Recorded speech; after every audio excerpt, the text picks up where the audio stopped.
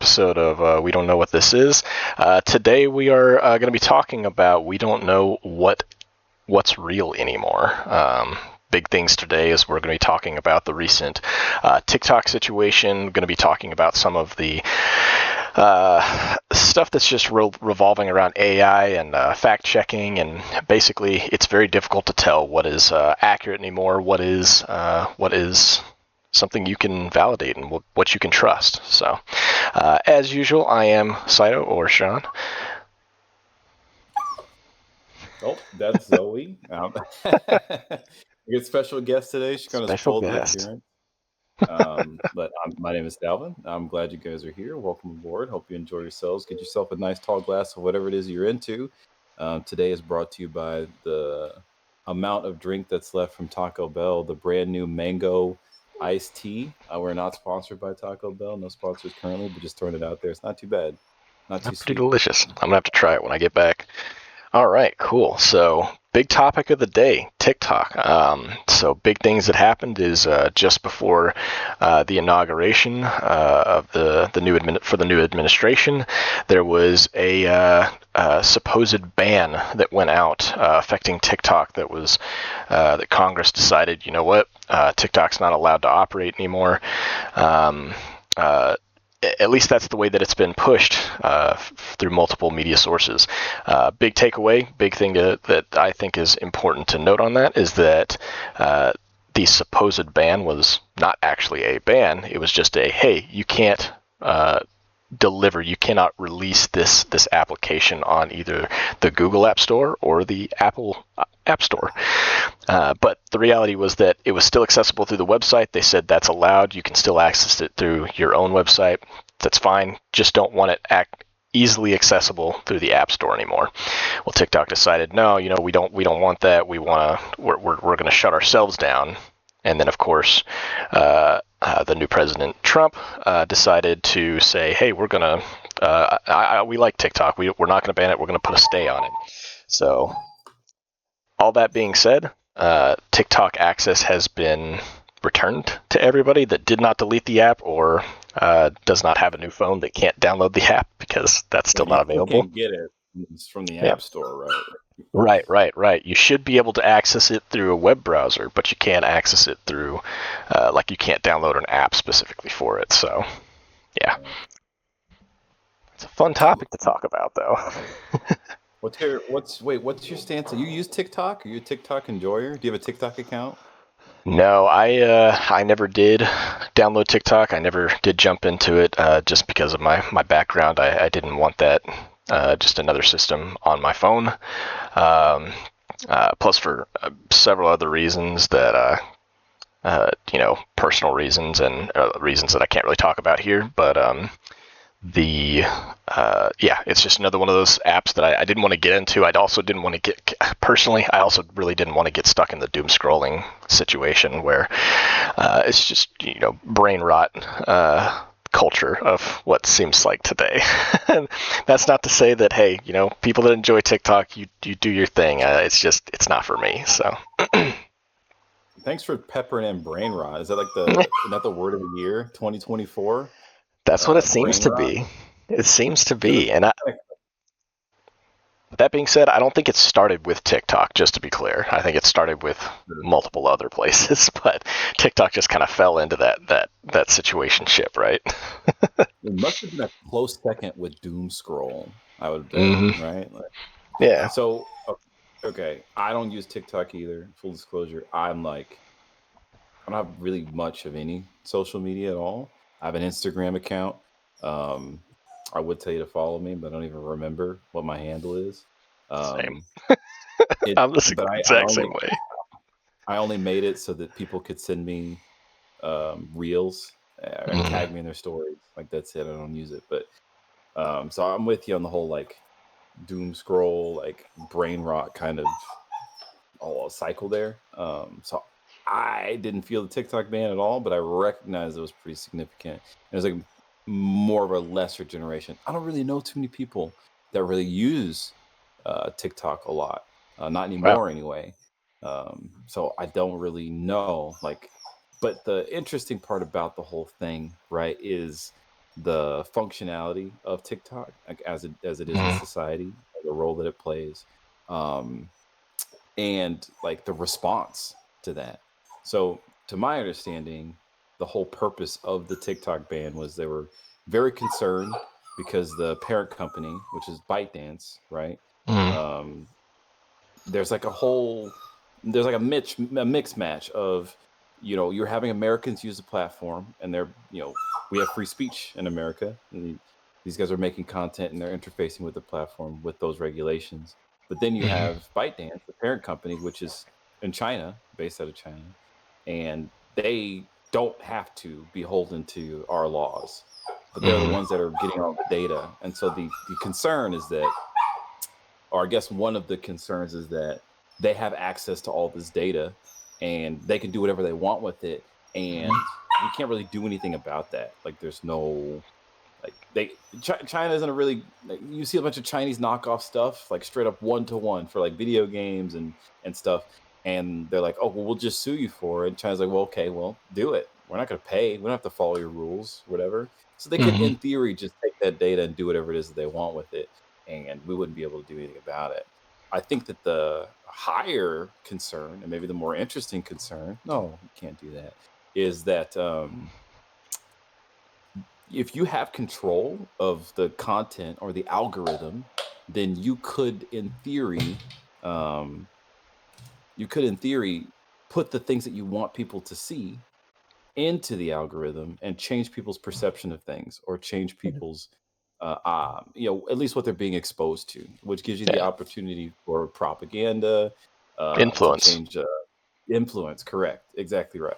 And I think where it gets even more interesting is that, like, if there's somebody that you really like or whose ideas that you really agree with, then you have the opportunity to artificially inflate their presence and give them a sense of power and authority, with botted or fake views. You could just change the number, and then now this person's Mm. opinion seems like it's popular and it's Mm. getting a lot of views, and then people think that that's, what's important or what's significant or whatever the case may be.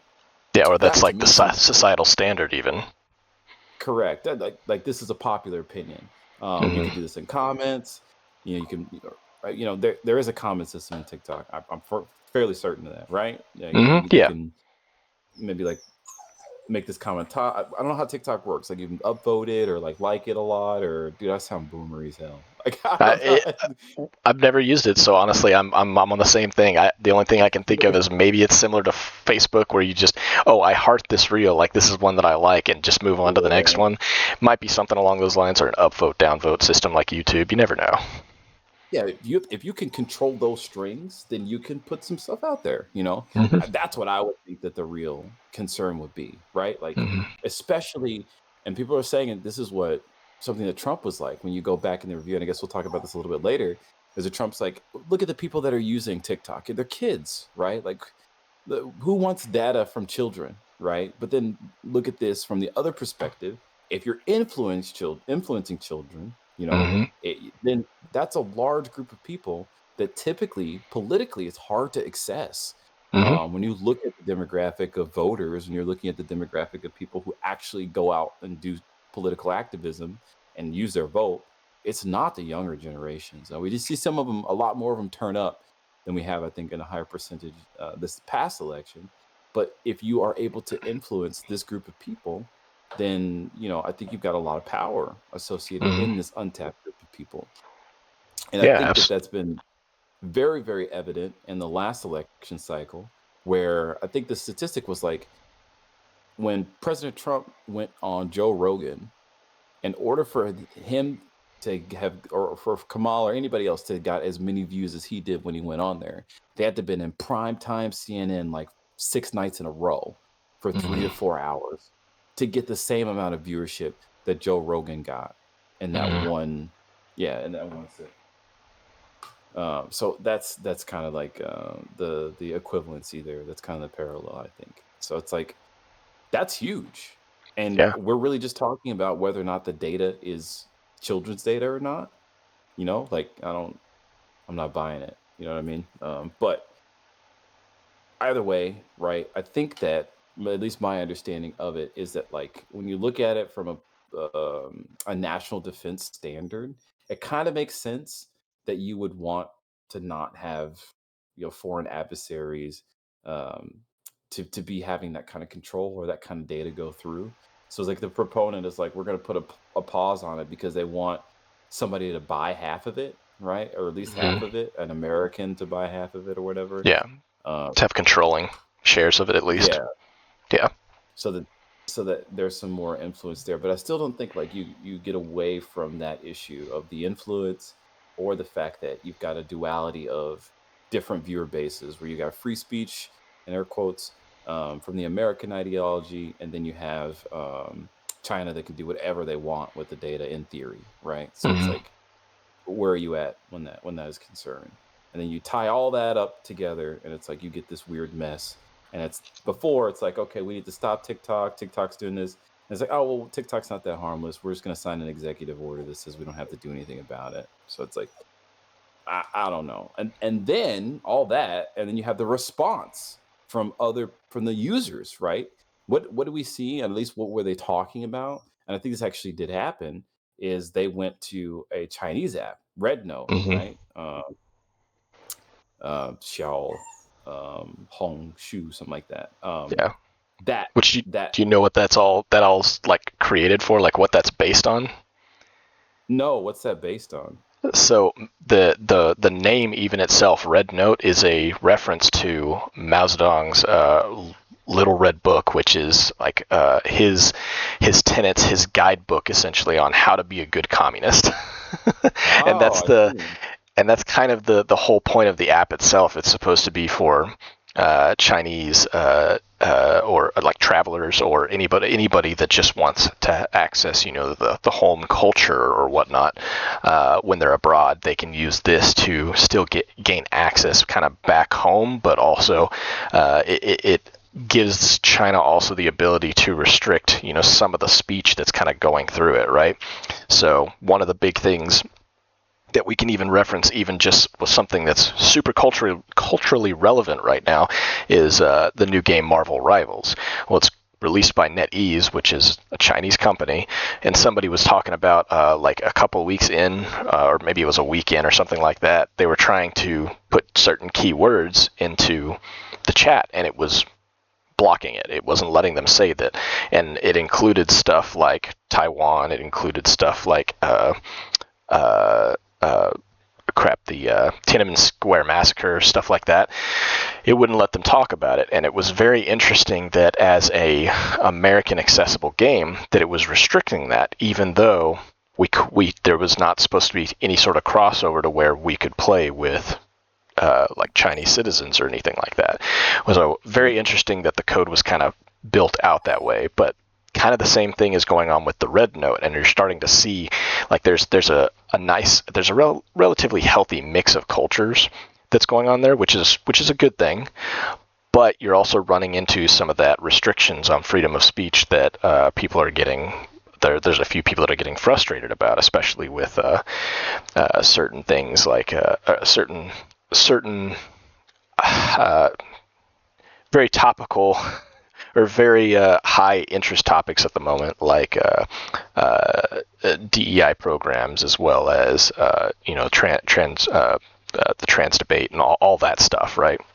So it's just very interesting that something like that is allowed to restrict free speech is accessible by U.S. citizens. Right, and that this is a conflux of cultures and Mm-hmm. societies that I Mm-hmm. think that some people are in the kind of the same page for. I'm very interested in what you have to say, and it makes sense. And if you are an American and you're definitely not in line with the line of censorship that China experiences.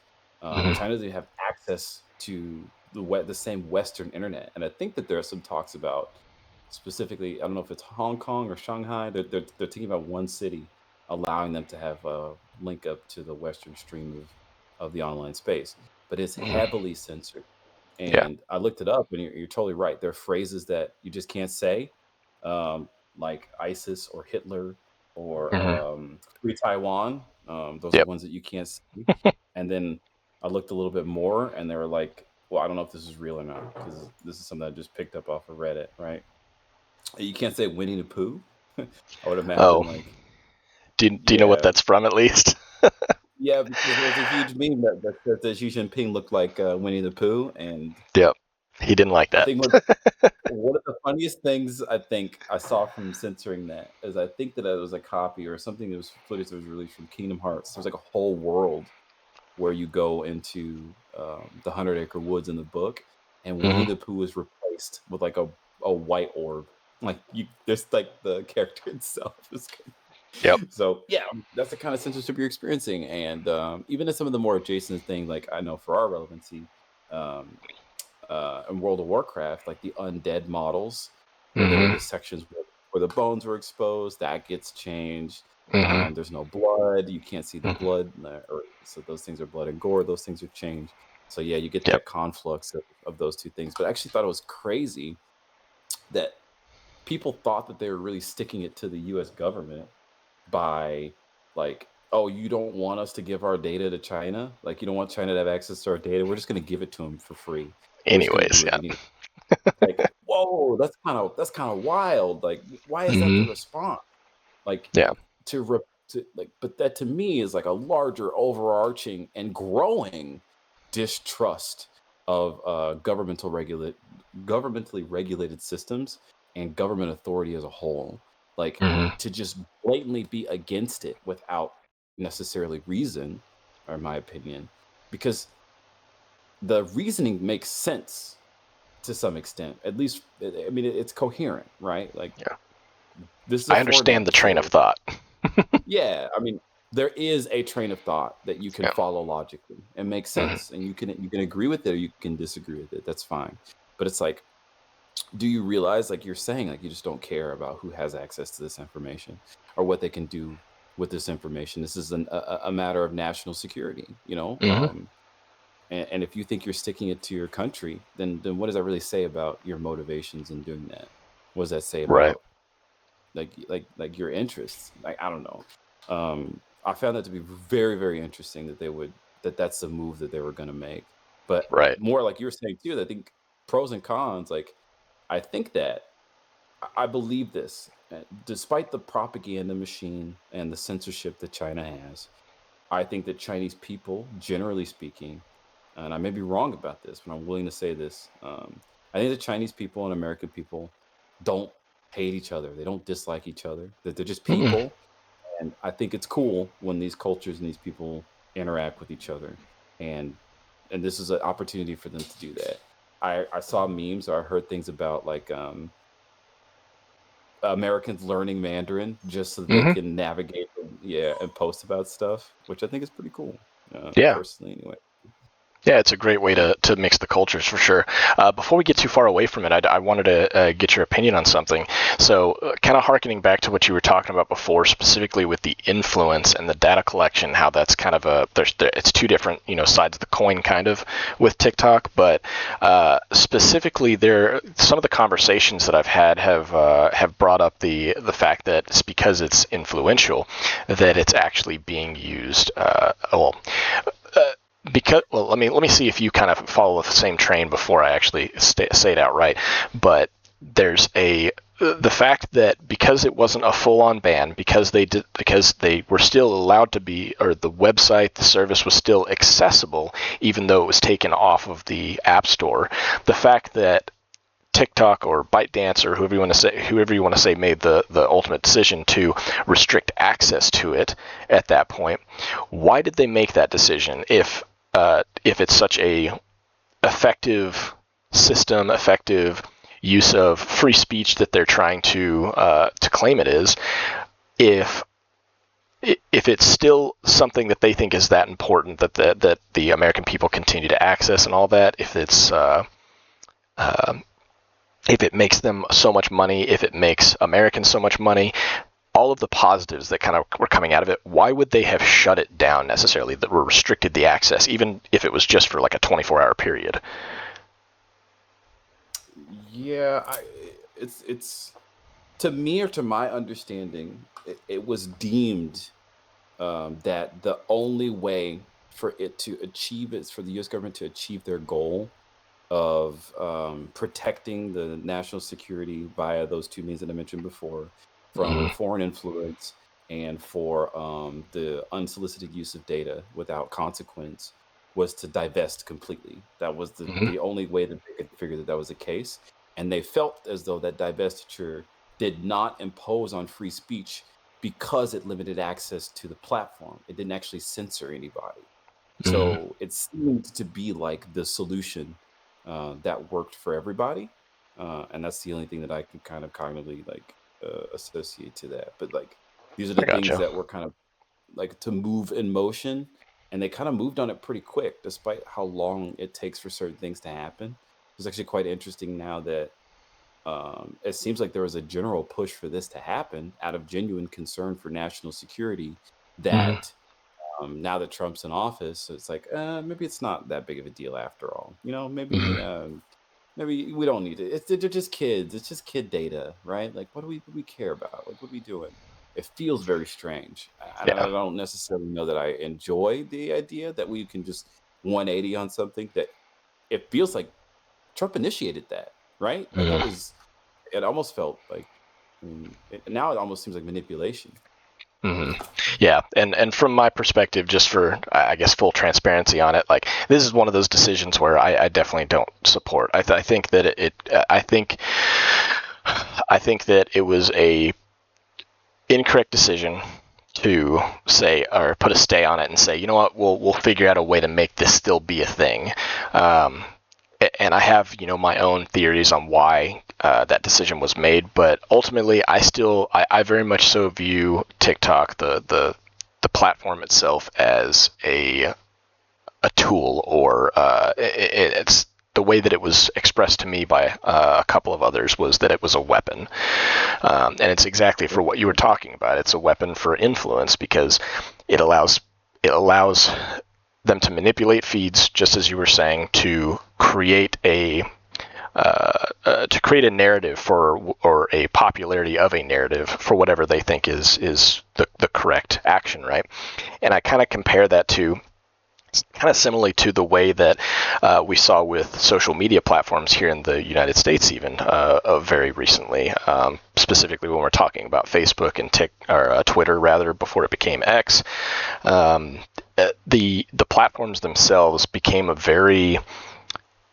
they started to become very much an echo chamber. And while I don't have physical proof to say, hey, I know that I got shadow banned at some point because I was expressing my political opinions on Facebook or Twitter or whatever it was. I recognize that for the longest time I was getting a significant number of reactions, I would say, to the number of people that I have, as friends, people that could view my posts or whatever on Facebook. And then once I started posting these political opinions, these concerns and stuff, after a while it was just like one or two people responding, reacting, whatever it was. And it was very, very interesting that all of a sudden it just kind of floated away. Like it was just, for a long time I was not receiving any sort of response or any sort of interaction really for that. And when we start looking at what happened with Twitter, now X, there was a lot of talk about how there was a lot of stuff being censored, and there was even more specifically recently with the stuff that was spoken out about with Facebook, Mark Zuckerberg coming out and saying, hey, there was a huge lean on this where a lot of our fact checkers were saying certain things, and like we're only choosing to fact check certain things, like certain topics, as opposed to the other leaning topics. In those kind of situations, I'm kind of seeing that same weaponization of social media platform in what TikTok was becoming. And the reason why I started to kind of think that way was because TikTok's not available in China, and it's their platform, which is super interesting to me. And it always made me wonder, because they have their own version of it, same way as they have their own version of Google, they have their own version of Facebook, their own version of all these different like marketplaces or platforms. But in this case, there's the algorithm for theirs was very much tailored to learning and functionality and advancement and progression, and it was very much so not the same style of what we experience here, which is girls doing anime dances or dudes doing stupid things like acting like the dudes from without saying the full name, the Jackass or whatever, like pulling pranks on people and stuff like that. Uh, and that being said, it's not that it's necessarily a bad thing. It's just if that's the only thing you're looking at all day, you're not really gaining much from that except for those dopamine hits, right? So it started to kind of make me lean towards the fact that it was more a tool to either, at the very least, distract people from what's important, which is advancing as a nation, becoming stronger, which would allow them to advance and catch up with us in a sense. Yeah, I think that you see this very, very, very, very often. And what you mentioned was very true. You're talking about Douyin, Mm-hmm. which is the version of TikTok. It's the same parent company. They're both owned by Mm-hmm. ByteDance. You to wonder, right? Like it makes sense that they have their own version for the sense and sake of the censorship that we mentioned before. Mm-hmm. The Chinese government really wants to have control over what these people see. And if they're going to do something, something's going to be based in Western ideologies or Western ideals, then that platform looks very different. And I don't, I'm not sure what it's actually kind of interesting because I don't know too many people that interface with both platforms, at Mm-hmm. least not anymore. So I'm kind of curious. It's good for some things on one platform, good for some things on another. What's the preference? But what you're saying is true, and more importantly, it shows that there's control over that algorithm. That they can. I mean, maybe the Western TikTok version of the algorithm is unchecked, and it just keeps showing people what they want Mm-hmm. to see, and it's about attention first. And then Yep. the Douyin version is the one that shows vested interests or education or all those things you mentioned first. The algorithm is obviously tuned or restricted in some way to prevent it from becoming that thing, plus censorship, Mm-hmm. etc. Yeah, yeah. So there is a narrative. There is a narrative there. At least I would like to acquiesce that the narrative only exists in China, where they want to control what the people are seeing, and that the algorithm is focused on viewership in the states, or at least in TikTok. I can't say in the states because it's global, but that's at least my understanding. And to that, it seems pretty benevolent, right? Like it doesn't seem like like we built our own platform because we're engineering our own algorithm. Like what you said earlier about your political post and things becoming an echo chamber. The algorithms that drive Facebook, Instagram, um, they are the or YouTube. They are designed to show you the things that you're most likely wanting to look at and to see the Mm-hmm. latest. And typically, that's going to be things that you already agree with. So that's why that's happening. Maybe you express a political opinion and like, this guy is now this way. We're going to start showing him to this. Maybe it's a mix of people like, oh, I didn't know that you had these thoughts. I'm done interacting with you, or so maybe the shadow ban is cultural Darwinism or social Darwinism in some extent, right? Maybe Certainly it could is be. actually there's a lot of things but the plausibility of it is what makes it difficult. That's why the non-evidence of it is what is a problem. I think it's Right. a bit more suspect on X because X is now a private company, right? We're Mm-hmm. not privy to what's happening under the hood. We don't get to really see how they're operating or where they're making their decisions, but it seems very obvious in some cases that Elon has a strong arm in that direction, and then also that there is a direct alignment with Elon and his support for the Republican Party and specifically for Donald Trump. So you could argue that um, that X has become a space that is conservatively leaned in its moderation. But I think that that's a very interesting thing to talk about because one thing that I like, and I don't use X, okay, it's, formerly known as Twitter, but the community notes feature, you know what I'm talking about? Mm-hmm. It's Yeah. um, if there's a post or something, it's claiming to have factual information. You can get community noted where they basically update the facts. This happens in YouTube too. Sometimes when there's videos like, let's say you're watching a video about flat Earth, then there may be a little note underneath that video saying, "Hey, by the way, flat Earth is a conspiracy that has been completely debunked. We all know it's a globe Earth, et cetera, et cetera." It's supposed to be trying to disseminate factual information. The idea that the people making those community notes are individuals that potentially have their own biases, Mhm. doesn't that, in a sense, kind of pollute the idea, especially if some of these things are politically driven, or if these people have very strong personal opinions about something? And if that's the Mhm. case, then who do we trust to make these community notes? Who do we trust to put this information there? How do we know that this person is giving objectively centered information and not things leaning in one direction or another? I mean, what does that even look like? And is it Mhm. could it ever truly be biased? Like, even if, like, let's say we put ChatGPT or OpenAI or Oracle or whatever else they're going to come up with in order to drive this, how can we be sure one way or another? Hmm. Well, and the difficulty with AI is that AI can be manipulated as well. Like even if you go into ChatGPT and you start saying, you can reteach ChatGPT to think 1 + 1 = 3 or 4 or 5, something other than 2. You can force it to teach, like you can teach it like, hey, I need you to always give me 1 + 1 is not equal to 2. It can be anything else, but it can't be 2. You can teach it that, which is kind of crazy to me, but kind of the same way with at least with the community notes. I think the advantage with that versus somebody that is paid outright, I guess, to fact check, that is intentionally said like you're getting paid for every time you fact check a post or whatever.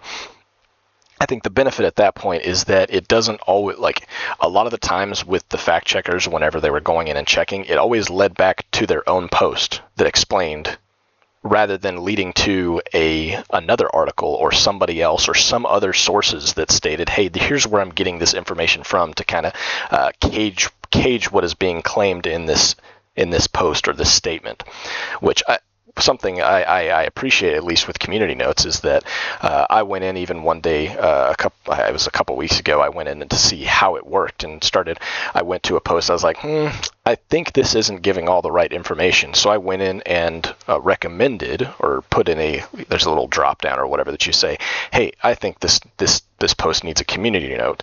I don't know who it is that gets to go in and do those community notes or how that functionality works, because whenever I tried to go in and do it, it just said it gets nominated for it rather than I get to put something in and people get to vote on it, kind of like the way that I was expecting those community votes to work. So I don't know how the process works. I haven't looked into it specifically, but at least in this case, in this way, it's a little more, it seems at least like it's a little more democratized without having looked into it, as opposed to it leading back to somebody or a company specifically that gets to make the decision on, oh, Yeah.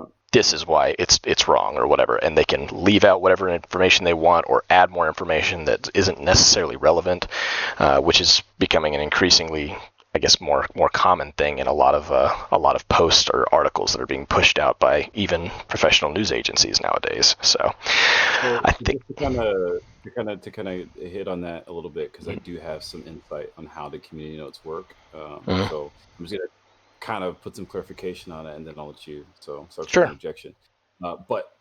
So the community notes, the reason cause community notes, all these people are unpaid contributors, and their Hmm. whole like stick is they want to correct misinformation. You go Hmm. through, you request the community note, right? Like you Right. did before, and it flags it, and then this group of community note contributors will be able to see it, Hmm. and then they will, opine on it. They can, right? So they're Right. going to try to, and they're going to look at the sources that are provided, and then try to back it with their own fact-based information. So this is a growing community of people that have earned the ability to write community notes and to update the information. So Oh, that's a brief good point. overview of how it works. Cool. Yeah. That, I mean, and that makes sense.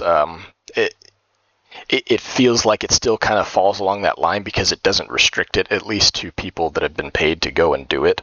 But again, I guess I would have to see the process firsthand of how people get chosen and are eligible to become that, as well as in the case of somebody abusing those, I guess, that functionality, and how they get removed from the program and how quickly, how effective that process is as well. So um, yeah, I don't know. I have, at least with the community notes, I guess they do they have, at least from what I've seen, there have been some that have just posted a single link to another source. Like usually it's just somebody else saying something different or something like that, and then something else that where they've posted like multiple articles that leads back to, hey, this is something else talking about the same thing. There's additional information that clarifies what is being said in this statement or something along those lines. But without spending way too much time on that than probably is necessary. Yeah,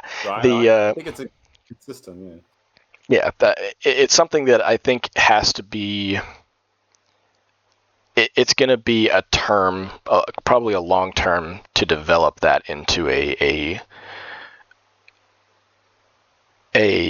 I guess a trustworthy source in the future. And even still, I don't even necessarily know if you want to call it a source, because at that point I just really use the community notes as like, hey, let me see, I see what this person has posted here, let me check the community note and the link that they used in there to go to whatever they're using to claim the opposite or to give more amplifying information to see, where I kind of stand on it. I try to avoid making, the direct decisions based off what I'm seeing off the initial kick. Like kind of the same thing as like I have this whole mindset of, or this personal, like, I guess, decision that anytime I try something, if I'm going to try a new food or something like that, I'm going to try it twice.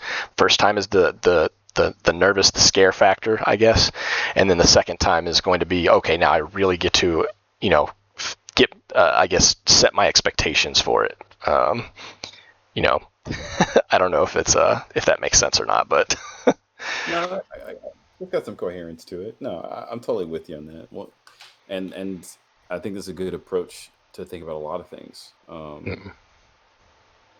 I just like to me that's like I don't know, like that's the kind of the way you want to go, because if you got people who are doing it and they're not paid, they're volunteering to mm, do it, a mm, community moderating the community, then I think that the people who are in the interest of the truth, despite the fact that they could be biased, and the note system, like you have to get like people to like sign off on your notes, to my understanding. Like mm, 5 people or something like that, and you should have sources associated to it. But like yeah, if we don't become pioneers of the truth, then who's going to do it? If somebody has got a vested interest in controlling the narrative, and they stand to profit from that interest, then why wouldn't they just lie, right? And I think that's what a lot of people do. yeah, I think it has happened a lot. mm, And when you look at unregulated spaces like crypto, where there's rug pulls like all the time, it's like a website that's like that's it. That's like you just build rug pulls and you hype your coin up, and then you jump out first, and everybody else is left holding the bag. You know what I mean? So yep, it's like yep, that's that to me is like your issue. But like when it comes to information, specifically those kinds of things, we could take flat Earth for example, which I don't know if that's a hot take or not. The Earth is round, but it's it's a cryptid. you can put, man, dude, what are you doing? Where you going? You can have other people contribute to that in a way that makes sense, and that breaks the bubble to some Mm, extent. It breaks the echo chamber to some extent, because you've got the truth resonating within there, despite what the individual may be saying or not, which I think is very, very, very important. And I think that maybe more platforms need to adapt something like that. I think that that's got to be good, and that's how we can combat, um, some of that nonsense. Because I think that, especially with the last election cycles being a good example, I think we've entered an unprecedented wave of potentially toxic misinformation, in the world, that it is now harder today, and I think it's just going to get increasingly more difficult unless we develop more tools to stop this. It's now harder today to figure out what is real, than ever before, and even still, like you're hard pressed to define what you mean when you say that. Like, what do you mean when you say if it's real or not? What I mean by that, at least, is like it's hard to tell that the thing that somebody is intending for you to believe is the truth and it was created by the person that put it there. Like that's getting harder and harder and harder to tell. You've got so many tools now to help circumvent that. I mean, you saw ChatGPT come through, and what's like the first thing you saw rampant is that there were kids in school using ChatGPT to write papers and to submit papers. Yeah. There was this huge push, and it's like we need kids writing real reports. We need them to actually do the academic process, failing to recognize that this tool that's been created has fundamentally changed what it means to write a paper. And doing so, it has fundamentally changed the education process because now the value isn't in generating something that has an expected outcome as ChatGPT or language learning models in general are getting better and better at doing. Um, to some point. You can't stop this from happening, right? Hmm. So you have to adjust that. There's a battle there. There's something you need to do. AI is one of those emergent technologies that will fundamentally change the fabric of our society. It just will. It's right up there with the internet. I mean, it's not there yet. I think that people are vastly overestimating where we are with AI, while also vastly underestimating the potential of AI, knowing that this is the worst that it'll ever be. That's going to have its challenges. It would be integrated in our daily lives in a way that we couldn't even imagine before in 10, 15, 20, 25 years. It's just going to happen.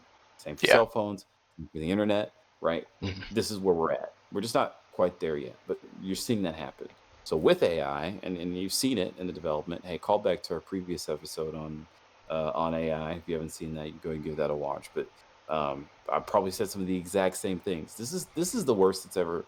It's not going to be any worse than this, and everybody knows it, and we know it as a country, globally or whatever. But what are the impacts? What are the ramifications of those things? Hmm. I can't tell if a paper is written by a person or not anymore. Your boss sends you an email, thoughtful, congratulatory. Did he write that? Like, is it the you're getting a birthday card? Did you feel like it's heartfelt? It came from the soul. I Hmm. used AI to write that card. What do you can't even tell? I just plugged the words in. I saw it like a joke post the other day, and it could be satire, and which would be pretty hilarious in my opinion, where it was like a Tinder or Hinge bio, like an online dating bio, and they left the prompt in. Sure, I'll write you a quick, short, quippy bio for your page. Yeah. Suzanne is a hot, fun thing, like whatever. So it's like Hmm. then you you're struggling to even know what is the case or not. Take that a step further. Now you've got like what Sora. What was there's a couple other ones now that are out there. I forget the names off the top of my head that they're making videos, and you can kind of tell right now like if the videos are real or not. But some of them, I don't know, like they're getting pretty good, man. Like I can't be sure. And the fake images that are getting generated as well. Like I'm sure if you've seen it, if you've been on Facebook, people love these. Like it's like squinting your eyes and turn your head a little bit, and you Yep. see Jesus in the image, right? It's Yeah. like Yep. just ignore the no, just ignore the fact that there's like a stretch Cybertruck in the image with like 15 windows in it or whatever. But just tilt your Yep. head and you can kind of see that. But people are thinking Mm. that those images are real. It's Yeah. like, man, that's kind of crazy, right? And we are a little bit more savvy. We can kind of know what to look for. There's like a smoothing and a weirdness. And by the way, she's got 6 fingers. Like you can kind of tell that is the case. But it's getting harder and harder and harder to do that as the technology is getting better and better and better and better. Hmm. And that to me is crazy, right? But even outside of that, like it is a proponent of something else that is been circulating for a while, and I don't know if you've heard of this before or you've heard of this idea before, but it's called the dead internet theory. And I know maybe it's not less buzzy as it was like a couple months ago. Have you heard of the dead internet theory? I've heard of it, but I don't know like super detailed like what it actually means. Okay. So considering everything that I just told you before about Hmm. how AI is capable of generating fake stuff, right? Um, there is now an idea, which I think is becoming very founded, right? That the internet is as it's expanding and more content is being generated, and now Hmm. that the content is being generated by AI or being populated or voted on and viewed by bots, that there are large patches of the internet now that have no human interaction in them whatsoever. Like, imagine the universe is expanding and you're getting holes in the universe of nothing because it's getting stretched so thin. This is kind of like what's happening with content on the internet. That now Mm-hmm. people are pumping out content that's not real. You're getting larger and larger patches of the internet that doesn't have people in it. Like, I don't know, take any multiplayer game that you've played before and Yeah. imagine that, like, you think you're playing with people and they're all bots. Mm-hmm. You know what I mean? Look at Yeah. video, all the comments are bots, like, et Mm-hmm. cetera, et cetera, et cetera. And eventually the idea is that you're going to have bots talking to bots on videos that are made by AI, making videos, commenting on them with other bots. And you're looking at the internet and it looks like it's this bustling metropolis of netizens that are interacting with each other, but it isn't. It's this, they're all robots and they're all talking to each other. It's like that's like an overview of like that internet theory that is Mm-hmm. happening, and it's fueled by the idea that all this stuff is not real or fake. But I guess, that being said, does it matter to you? Like, we're talking about realness or not. Does it matter to you that the content that you're looking at, that you're generating or interacting with, does it matter to you that it's real or not? Well, before I answer that, back to your comment regarding the AI is the worst now than it'll ever be. In before Skynet gets becomes a thing, and Terminators start killing us all. But um, Fingers crossed.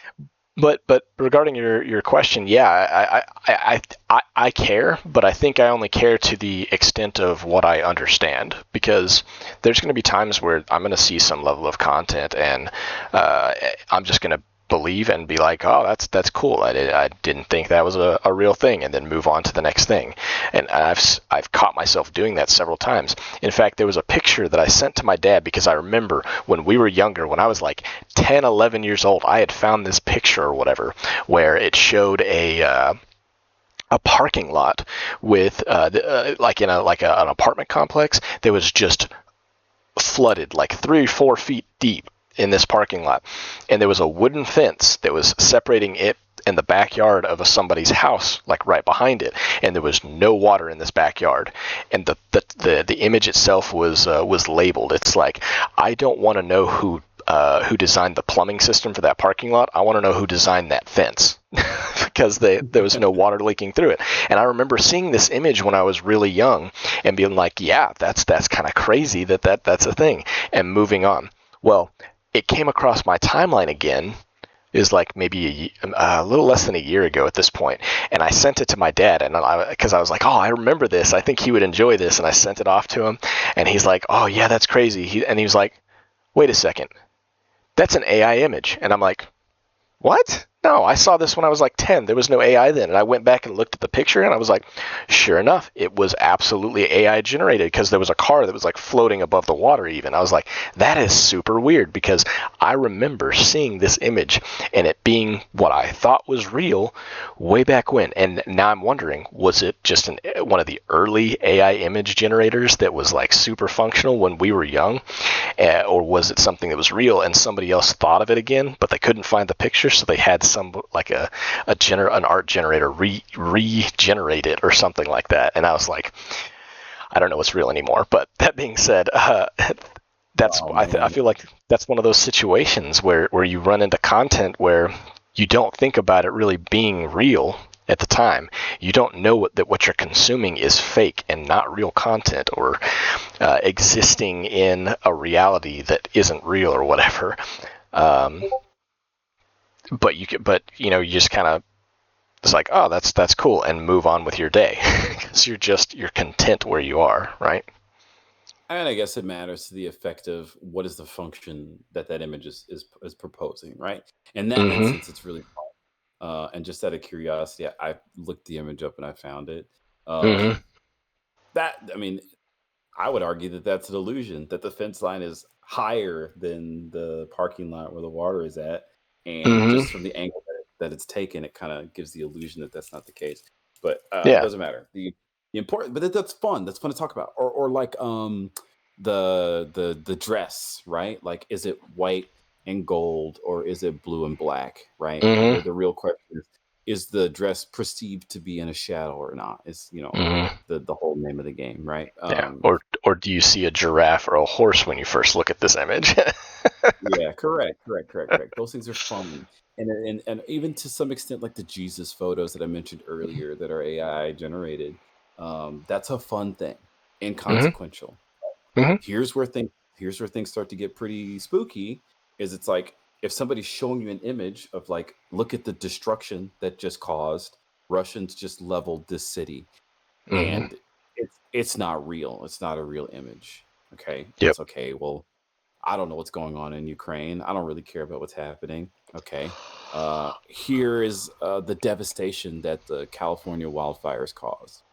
Okay. Well, I don't live in California. I don't, it's a little closer to home, right? I guess, Um, Hmm. there are so many. Here is Trump found shot dead, and I'm not saying this should happen. Heaven forbid, whatever. But you could generate an Yeah. AI image Hmm. and roll the story that may compel you to make a decision or to see or view things differently.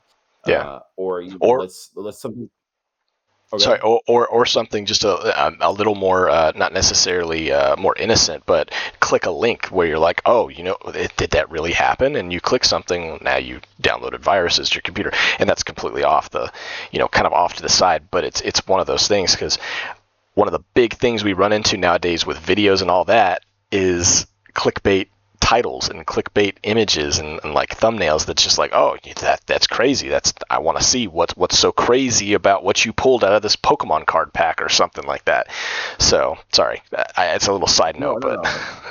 I was kind of headed that exact same direction. As they take a step back, and it's like, here is the image of the Haitians eating cats and dogs, and it mm, was never real. And they run with a whole story based on a fake generated image, mm, or a generated outrage from a fake generated image. And you can't tell what's real and what isn't real. And you're making decisions based on that information, real world decisions based on that information. How about something a little bit more closer to home? You get a phone call and it's from mm, your mom. yep, And your mom's like, "Hey, I hate to call you for this kind of thing, but I just need $1,000. I'm just in a bind right now, and yeah, if you could just, oh, mom, no problem, no, just tell me, oh, I'll take care of it. What's the, yeah? Can you send them in Google Play cards, please? Like it, I just yeah, need them to be in Google, like." Those are, I mean, we can joke about, but people would fall for that, and mm, they they don't need much to be able to put like an AI modulator on somebody's voice to make them sound like your family members, and they can mm, call you and scam you out of money, and this has happened. These are things that are happening. We use these tools for nefarious purposes. That's just like one of the. But now the toolbox is expanded. Now that they can make videos, they can make images, they mm, can spoof the voices. I think there was like that thing where Joe Rogan did like an ad for a product, but he never actually endorsed the product before. But it's yep, like, oh man, like that's terrible. And you can take that off the internet. You can't undo the influence that's caused of somebody endorsing a product with your mm, voice, your name, and your likeness. You know what I mean? We can get even more sinister when it comes to things like deep fakes and people who like, now you don't feel like you have any autonomy over your image, mm, and we have to start talking about and defining things that we've never had to really like lay claim to in a way that makes sense. Like, what is a likeness? What does it mean to have an image that is exclusively yours? And do you have a right to that image if it is generated, or if there's an image generated from your public information or whatever? Somebody's got an image of you that you put on the internet and they're generating things from it. Is that yours? Is it? I mean, the answer is no. But like, where do we go and where do we cross these boundaries? People will mm, do these things, and they will make this influence, and that'll be the case. And I think that's what the concern is, and it's actually happening. Misinformation is rampant, and what's real and what's not real is something that's being pushed as a talking point across the board, across the board. Um, and I gave you just like several examples, but it's like we can't come up with the solutions fast enough, I don't think, right? And it's like you almost want to put your hands in the air and like, well, what can you do at that point? Like the teacher's example. What did teachers do when all your student you tell them to write a 5-page essay about mustaches, and all the students do is they turn around to ChatGPT and they say, "I need a 5-page essay about mustaches," and you Hmm. get 24 unique essays about mustaches. What do you do? How do you know? Like you can't beat them, join them. You try to use AI to spot AI. Do we like bake in these like tags, these like little AI type dog whistles that are like, you every fifth letter to the power of whatever, and it says, hey, this was generated by AI, and people there's like Yep. a clear tag on it. And then how long until people figure that out? And then now it's just a game of you trying to stay ahead of Outsmart the AI with other AI. correct. Yeah, You're and trying to that's outsmart the outcome from the users, right? But yeah, like mhm. what do you do? It's a really tough problem for sure, and I don't know if there's going to be a proper solution for it, but I think inevitably it ends up with AI and robots essentially, taking over the brunt of responsibilities from society, and unfortunately, it's going to lead to our inability to advance at that point until somebody says enough is enough. And for the small group of people that are willing to put in that effort and say no, we're going to keep going, but it's whether or not they can outpace what AI is able to produce at that point. So And it's it can't. unfortunate. It No, can't happen. no, especially But once we hit quantum computing and AI gets gets connected with that. It's going to be yeah, very difficult. luckily for us, we're quite a ways off for quantum computing, but we are definitely not out of the realm for AI. And just talking about what you just mentioned, like getting jobs now is Hmm. harder than ever because now you've got people who have AI working on their resumes and also automatically applying for every open listing at any Hmm. time. Whereas before, it was an individual, you had to search for the job, you had to be individually interested in doing it. And then once you found the job, you had to apply. Now you're unemployed, you can just press a couple buttons and boom, you just applied to 1,000 jobs Hmm. and and and what and thousands of people are doing this. So you're hiring for a position, like you have you only want 10 candidates, but now you've got thousands of applications. How do you even review all these that are being sent by AI? Well, you're Hmm. going to get your own AI to sort Yep. through some of the. So we're going to have AIs interacting with AIs, and if AIs are interacting with AIs, then now my question is, what do you do? What's the purpose of you being there? Yep. Like it doesn't make sense, right? And I Hmm. know we only scratched the surface of what this means, but you touched on something that's very, very important. If AI just remove all these positions, what do you do with all the people that are left over? The function that people have in society will fundamentally change because there would be too many people displaced to be able to have the same structure that we have currently. Hmm. And then what? What is it? What's the solution there? Where do we go?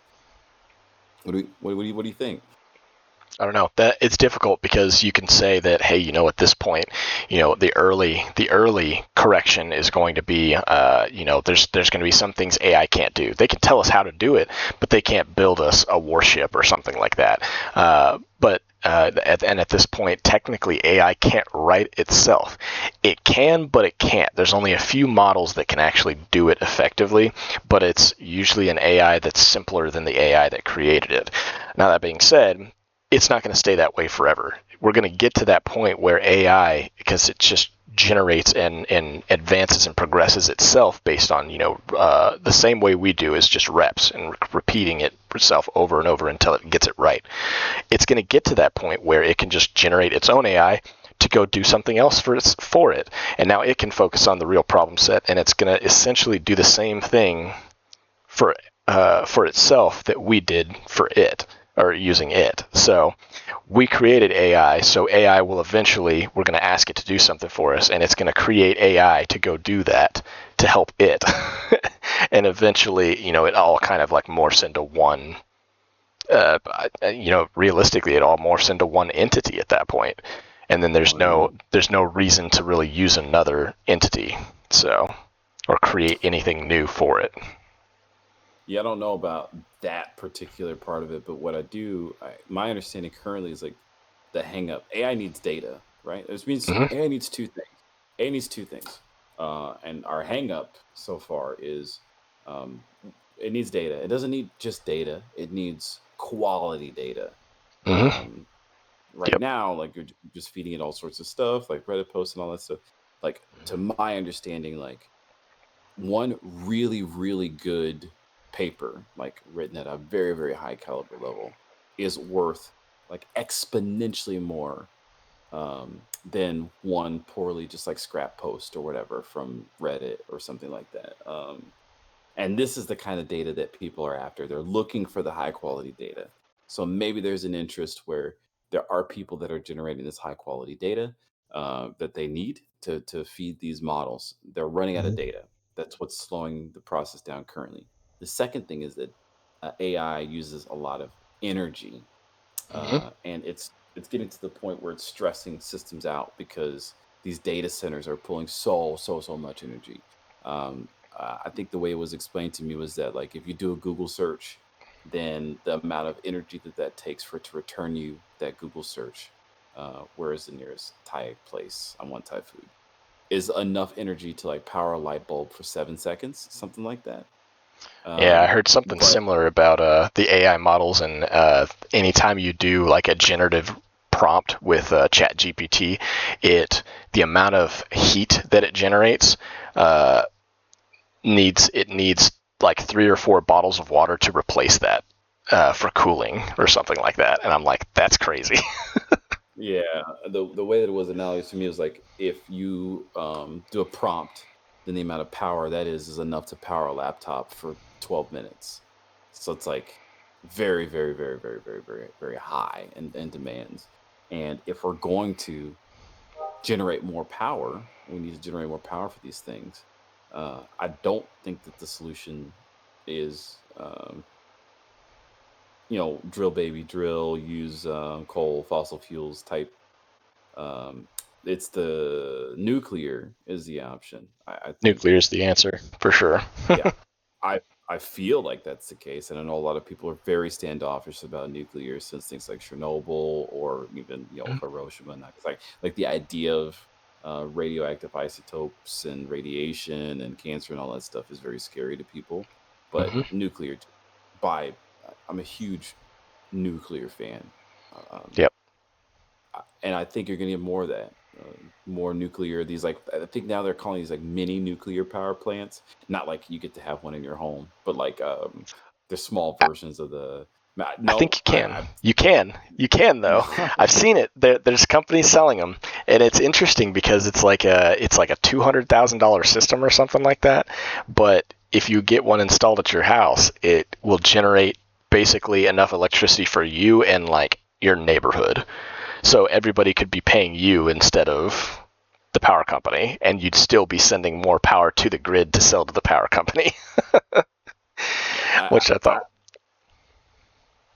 I've seen that, but I haven't looked into that. So I was like, I knew you were kind of headed that direction, which would be interesting. It's actually dissimilar from like the Tesla roofs or whatever, right? Where people Hmm. were generating solar power off of. But nuclear is just so efficient. Oh yeah. China's got it figured out.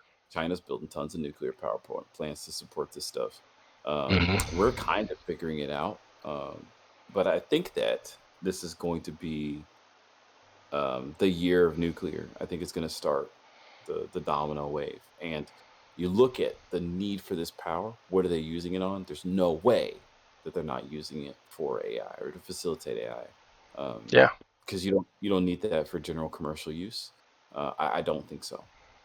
No, So unless you're doing something that is ending up with AI. So, like with the new plants that are being built out in Arizona, Texas, and all these other places, like they're like the the processing plants or the like TSMC, Intel building these chip factories, yeah, these big gigafactories that are going to be producing hundreds of thousands of chips a year or whatever. Like in those situations, you probably need some nuclear power to support that kind of operation. I don't know how much, because I think this is the first time that they've tried to build one of these chip factories this big, but it's still it's an interesting problem set, and I'm really hoping that we go beyond the the messaging at this point of drill baby drill and move into that, or at least start doing some exploratory work on proliferating nuclear power. Yeah, for sure. And it wasn't like we weren't already switching to being a power exporter of oil. I don't think that there was a limiting reagent on us in any capacity for us to be doing more of that. Like we needed to do more drilling and exporting more oil. I don't necessarily know that that's the case. But as far as power is concerned, nuclear's got to be it. And if we are going to be increasing our energy demands like that, I don't see another way forward. But it does show a coherence to us moving down that path with Mm-hmm. AI. It's not going to stop. And then what again does society look like when these jobs are automated? What is it? Flippy, like I'm just gonna be honest with you. Like, and I don't eat fast food very often. I don't. Um, but when I do, it feels like the likelihood of somebody getting my order wrong is like 40%, which is pretty high for human Mm-hmm. error. Maybe I'm not saying my order, or I get the wrong thing, or it's missing a fry, or whatever. I went to like Wendy's the other day and asked for two combos, and there was no fries. There was missing a fry in one of the combos. I dropped back around, and the lady was like, "Oh, I didn't know you wanted a combo or not." It's like, you asked me Said two the combos. drink or what size to get you got the drink, but you didn't think that I wanted the fries. This doesn't happen with AI. And Yeah. if the order is wrong, or it doesn't happen with your robots and AI, and if the order is Mm. wrong, it's because I put the wrong thing in. Yeah. Like it has to be the case. And it's like that's a better experience for everybody. You know what I mean? But what Mm-hmm. do we do with the people that are left over? Yeah. Well, I mean, don't Creative definitely. artists and like what has to happen. I think that you can't really use currency anymore, right? Like you can't generate enough.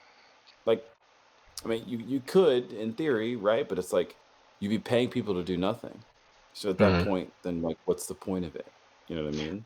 Right. Well, I think that eventually, just the same as how our currency is backed by oil now, I think that eventually we're going to see a much more consistent valuation of currency based on energy, and energy just becomes the currency. How it's,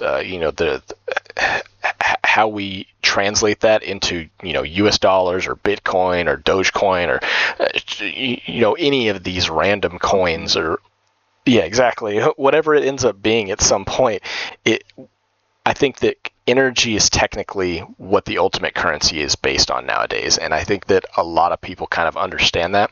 It's just getting to that, and we see that there's some people pushing back. We talked about bricks previously. They're starting to try and switch back to the gold standard and stuff like that. But I think ultimately we're just going to go back to energy being the core, of, I guess, validity to coin or to currency, just because I think that's something. Energy will always be needed, whereas gold, we may find a replacement for gold.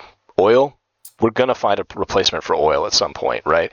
And we have it. It's just effectively creating it so that it can be proliferated and safely transported the same way, which I don't think we're quite there yet. I think that there's a capability with hydrogen that they're working out. I think there's the capability with nuclear as soon as they get that figured out. But even then, with nuclear, it's more of a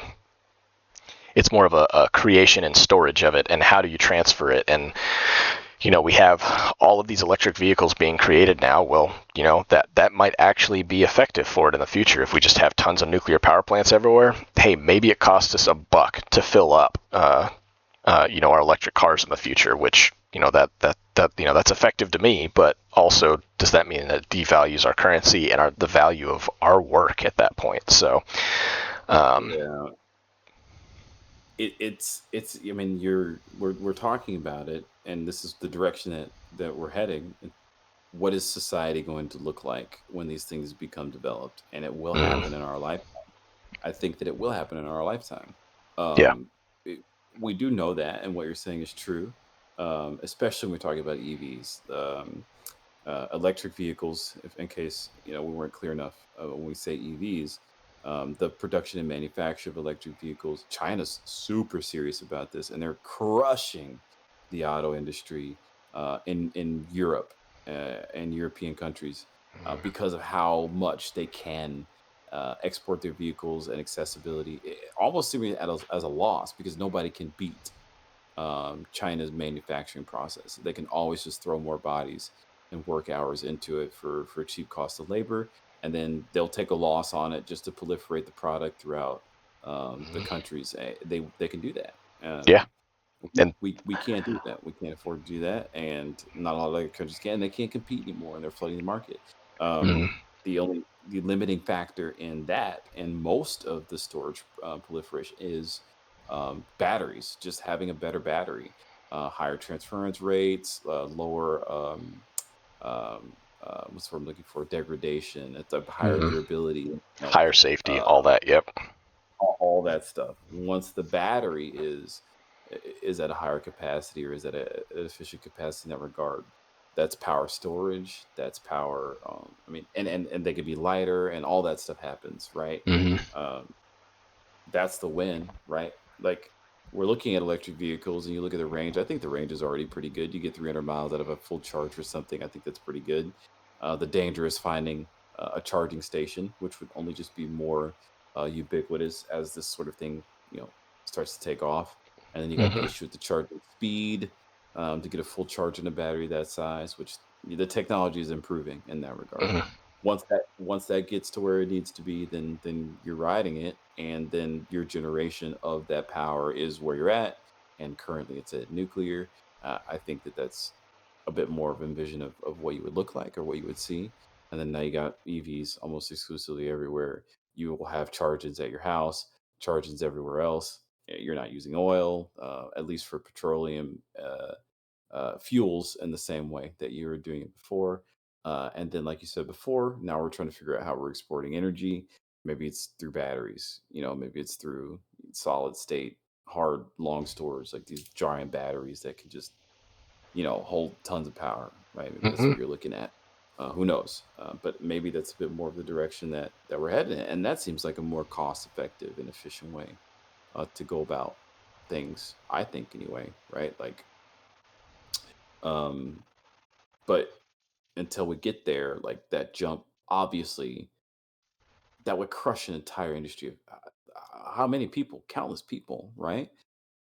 Think about the automotive industry that's currently making these versions of vehicles. If you don't produce an EV, then you don't have a skin in the game right now. Not just being able to produce an EV, but to do it efficiently, effectively, and cost Mhm. effectively, and to be able to sell it maybe not even at a loss. Fuel, transported fuel, drilling, drill baby drill, fracking, all that stuff. Um, what happens to all those jobs? Where all those people Mhm. go? So it's Well, like and all these things to be lining up, to be falling down to cause a lot of people to not have jobs anymore because of it. And you as a government, what's your solution? What's your solution? yeah, and I don't think that there is a solution just yet. I think there's expectations that society will just kind of uh, evolve into what is needed to continue building up those industries once we get to that point. But I don't think it's that simple, and we see that with even even this past election cycle, there were situations where they wanted to pull. They wanted to cut down on the value or the cut down on the production over in the shipyards and the the shipbuilders. They were all upset, of course, and they're like, no, no, no, we're not going to shut this down. We need you guys. You are the backbone of our military industry, our shipping industry, and all that. We're going to, we need you. We need your confidence, your vote to get us in office so that we can help you keep your jobs and make sure that you guys continue to, stay where you are, like, or stay effective with how you are. Mhm.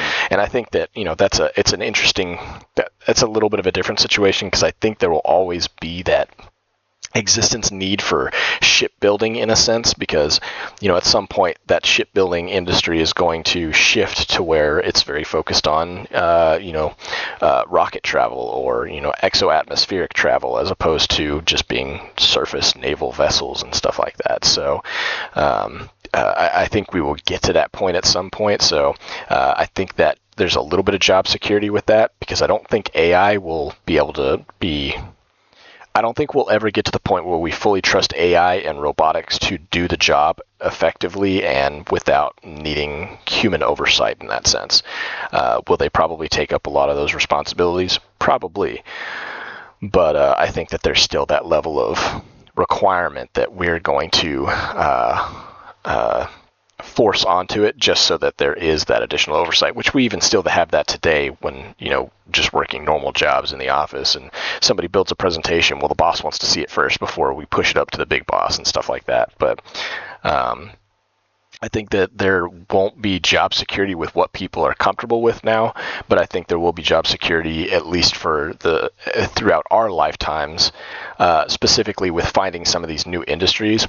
Although I think there's going to be some people that are absolutely stonewalled for not being willing to shift, moving into those new industries, which it's certainly not fair, of course, because if you've had your entire life and 40 years, 50 years of being the best at this, and now all of a sudden they're saying, oh no, you gotta shift over. We need you doing this instead. At that point, it's just like, all right, time to retire, right? But that being said, it's certainly a frustrating problem set, and it's kind of why I've shifted my degree over to cyber, because there's going to always be, I guess, a cyber need at this point. I mean, you say that, and I'm with you in some regards. I just kind of feel like it's a losing battle to try to continue to shift yourself in the interests of competency, based on whether or not like you'll be able to keep your job or not. Like, I think I remember like maybe like 10 years ago, or whatever, when people were first on this scare, and it'll never be an elimination of all positions, right? AI does not eliminate all positions, but it streamlines what is required for these things to happen. And I don't think that it will be because people who don't want to make the switch and the jump that are left behind. I think that the number of people that get left out of this streamlining will never equal the amount of available positions generated by AI. It just won't ever happen, in my opinion.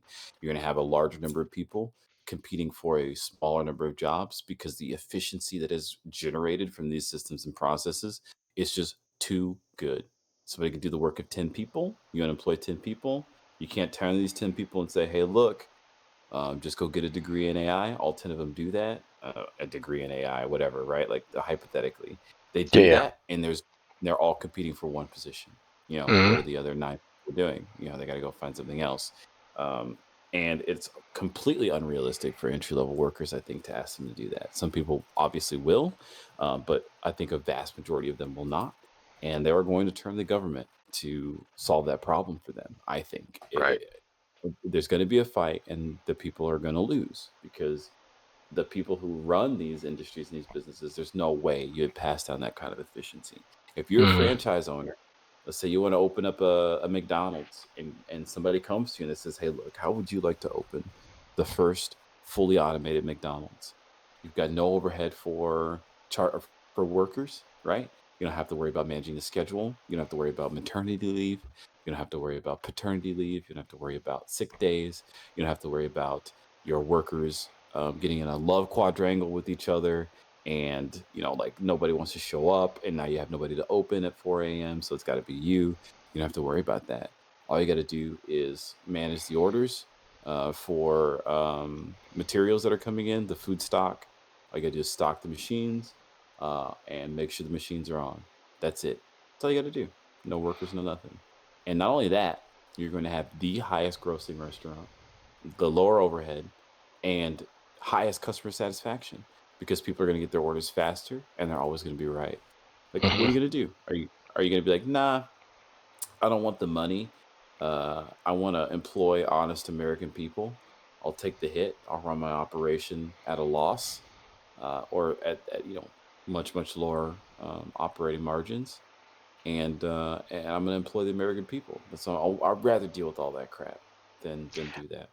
Yeah, and I think it really depends because even nowadays we're seeing a lot of companies popping up that say, we don't produce our stuff in China, we don't manufacture in China, we manufacture here in the U.S. because we want to make sure that people have jobs here, and they do have those lower margins, but they also are making that strategic decision to take care of the people here, which I think that there are advantages and disadvantages to it. Of course, you're not going to get rich off of it.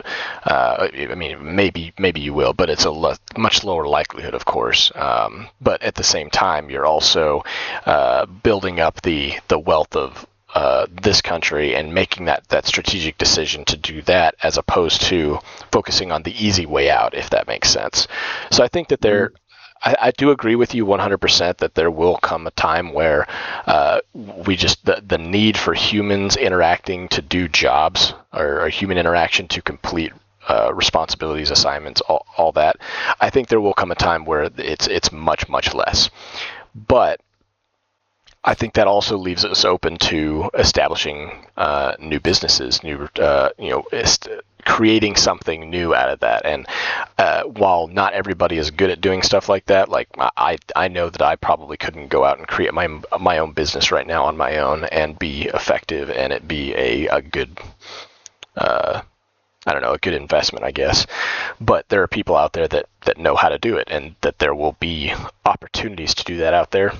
Whether or not that affects everybody, maybe that just is how we force us to evolve to that next stage, in finding those new responsibilities, new capabilities, and just that next evolution of what the human race becomes. Sure. And then too, like, I think that like it's something that you said that I was kind of wanting to jump in on. Who's to say, right? Like, trying to catch the thought, and put it back in the bubble again because I think it was a pretty good one. Um, So with regards to the it was about the what you were first starting to talk about. I guess this was just harder yeah, to get to come back. yeah, Um, people creating Gosh, or being willing to create jobs here because they're not willing to export them right, essentially. right, right, Yep. right, right, right, right, right. So that aspect of it, isn't it in some cases better, almost exclusive because of, in part because of what you said at the end. Is it better to leave those jobs to other countries so that we can do other things? Like, I don't agree with the like America doesn't need other countries isolationism thing, where it's Mm-hmm. like we want to manufacture and produce everything that we need for ourselves for a couple of reasons. Like one, we just can't do all of it, right? You can't grow coffee beans here, like the climate's not right for it. I mean, you can in certain areas, but it's like you're not getting that, or cocoa beans or whatever, or durian or whatever. Like that, you can't do everything. One, and then two, it's like now that you don't have to do certain things, like you don't have to worry about um now you have to do certain things, you can do other stuff. You can do the more complicated stuff like the chip manufacturing stuff. Like you're not having to mine the materials or refine the materials that are being mined. You're just now the country that is assembling end products, like you're doing the high tech stuff. You're doing the chip building. You're doing all these, you're making the Mm-hmm. cards. You're making, like, you'd rather be that country, right? Than you would be the one who's like, mining it and then refining it and smelting it. Why are we trying to invest so much in keeping these jobs alive? Are we to be more strategic about which ones we're investing in? Because the opportunity for those people to just go on and get other jobs doing different things where there is opportunity to now exists. Now, granted Right. that there are potentially fewer of these positions, but how many steel workers or how many, driller or oil rig operators or whatever do we have that was interested in pursuing a career, maybe in cybersecurity or in chip manufacturing or whatever, that won't do it because hey, I'm kind of complacent. The oil industry is doing it for me, or like I'm kind of like. do we enable more people to just be on a higher level of production and manufacturing in higher dense areas, which just increases our GDP, right? Because per hours worked for an individual, right? Like that's higher. They're doing something that's way more dense, and then disregard the people that aren't working at all anymore, right? Wouldn't that be Well, better? I would think that'd be better. yeah, no, I don't disagree necessarily. I think that in a perfect world where we can continue to rely on everybody, all of our partners around the world, and everybody is a global cohesive entity essentially. At that point, I think that it's safe to follow those those continued, I guess, expectations of each other. But I think that there might come a time where we run into situations where China or whoever it is that's, for example, if China does or creates all of the, if China's the only person exporting cobalt, which is a requirement for a lot of our technology, and they all of a sudden decide, you know what? We're not exporting anymore. We're going to use all of it. Okay, now we're cut off. We have no ability of ourselves to get that, and we need that to continue to advance. So then what do we have then? I think that's where kind of the production capability, kind of that argument kind of comes into play, is where we still need some level of internal production functionality or capability that we need to maintain, solely because we won't always be able to rely on other partners, especially because of just the inherency of just wars becoming a thing, right? So we're seeing it in the world right now, even like with Russia fighting Ukraine. A lot of the mulch and the nutrient rich, I just lost the name of it. I can't remember it, but the manure, topsoil, whatever you want to call it, the nutrient-rich soil that that our farmers use to grow food, a lot of it came from Russia because there's a lot of nuclear ground that's just very nutrient-rich that they were able to, that we were always importing over from there, that we used to help grow our fields and increase the yield of our crops. Well, since we can't really get that now because they're not willing to really export it to us, we're struggling a little bit. And Europe is seeing kind of the same situation. Is a lot of their oil, a lot of their fuel used to come from Russia, and now they don't have that export capability because Russia's like, you guys are helping Ukraine fight against us and keep us from getting done what we want to get done. So we're not going to give you the oil anymore. We're going to send it somewhere else.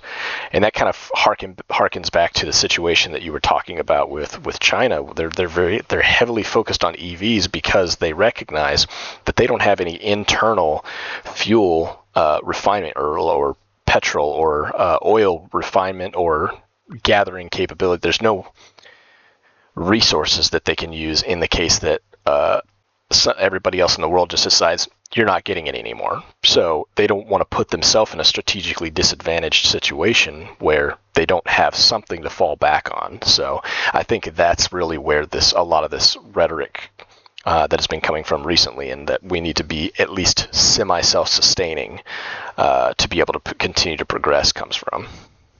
Do you think that we're not already at that point? Like, I think that to do it in totality, to cut everybody off, is not. You don't do that proactively. That's something that you prepare for.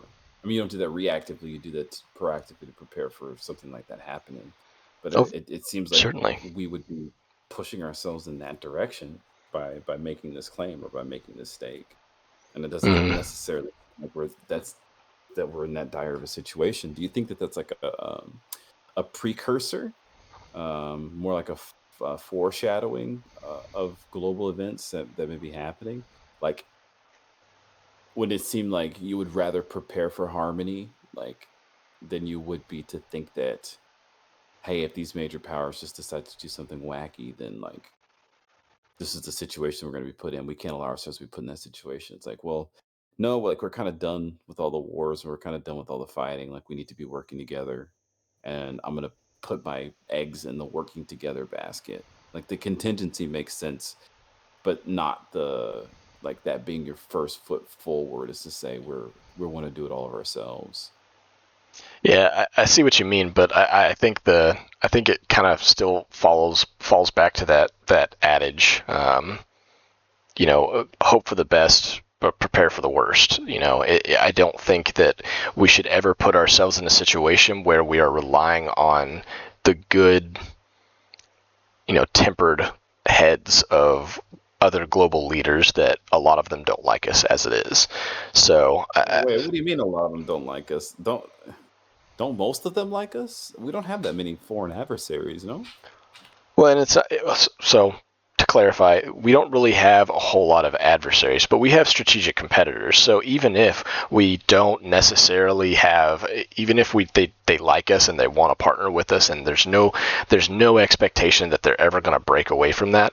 We even have situations like the French, like they're over there building their own fifth generation, sixth generation fighters because they want that internal capability themselves because they don't want to have to rely on us being able to supply it to them in the case that something happens. So even them, they're kind of preparing even on the war side of things as opposed to just their internal production. There's a lot of countries. I think France was actually one of them where they were shutting down all their nuclear reactors because they're like, you know what? We don't need this. It's dangerous. A lot of people are against it. We're just going to switch to fuel. Fuel is going to be You're our correct. Yeah. our thing. So, and then once the fuel stopped flowing, now they're like, oh, we don't have power anymore. We should probably start building these or restarting the reactors, right? So, again, it's one of those situations where they were relying on the good graces of the global situation and global hegemony, basically, that they put themselves in a disadvantaged position where they then kind of fell behind for a little while. So, and that's kind of where I'm getting at is I think that we need to always hope for the best, but be prepared for the worst possible situation where we may be on our own at some point. There may be a point where the entire world decides to go to war against us, and it's difficult. It would be very difficult to prepare for that kind of situation, but I think that that's we kind of already do that. We kind of prove that with having the world's first three largest air forces or something like that. So I just think I think that to me, from a geopolitical understanding, and it's very small. I have a very small geopolitical understanding. The possibility of that happening seems so low. I won't say none. I mean, I'll say non-zero, but like, why? Right? We would, we would have to be instigating that happening for mhm, that to be the case. That's kind of like what I was trying to potentially, get at. It's if we are basically saying no, we need to prepare for this. Like it's one thing to like I'm saying like it's one thing to be like in the back pocket. It's like like I don't think that like let's say you get in a relationship with somebody. And it's like I'm kind of committed. I think this person is committed to me. Also, I'm gonna delete the dating apps or whatever because I'm gonna try to make this thing work. But it's like I'm not gonna like sell my house and like move in with this person yet. Like hmm I'm not going to do a joint bank account ever because I think it's important for our finances to be separate. But you like still move towards a life together with that person, right? Like right. to me, it would be odd, right? If I got in a relationship with somebody and it's like not necessarily signing a prenup, but it's like, all right, we're gonna get married, but like you're gonna live in a different house. I'm gonna buy a different house than you. It's like, why would you plan to do that? Why are you planning for our relationship to end? That doesn't seem like a smart thing for you to do. It's like it's one thing if you've got a prenuptial agreement because you understand that this might happen, but like, why are you already separating things out as if things will end? Doesn't that kind of like preclude it? Set Doesn't yourself aren't you up for kind it. of Yeah. yeah, like to me, and that to me seems like a strong like that was a strong campaigning direction that they were putting themselves in isolationism. I get the Mhm. idea that you want to protect yourself in that case, right? But to pursue it so fervently doesn't make sense to me unless you know what's about to happen or unless you want it to happen. Why would you want that to happen? Right. Well, Not that I, and not that I think that that's what we want to do, but it's like you look at some of the things that are happening currently, or at least the idea, and it's like America is no longer going to be. They're not going to be laughing at us anymore. Who's laughing at America as the strongest global power with the largest influence militaristically and culturally almost in the on the world. Who's laughing at America? Who are we Yeah. stopping from ridiculing us? Or if the people who are laughing at us are our foreign adversaries, why do we care about China? Why do we care about Cuba? Why do we care about Iran? Why do we care about Venezuela? Why do we care about Russia? Why do we care about these places laughing at us and the people who aren't? Like, what is this? Why are we talking about Canada being the 51st state? Why are we talking about taking the Panama Canal back? Why are we talking about Greenland? Why are we having these discussions? It Yeah. seems like we're thrusting ourselves that direction, which doesn't seem right. It doesn't seem Yeah. like, am I missing something? Is the geopolitical state such that we have to worry about these kinds of things? I think that we have so many other allies. Even the thing you said earlier about like India, for example, they are in the position that they're in geopolitically because they enjoy the benefit from both powers, right? That are having adversarial conflicts with each other. Why would you pick a side if you're benefiting from both people?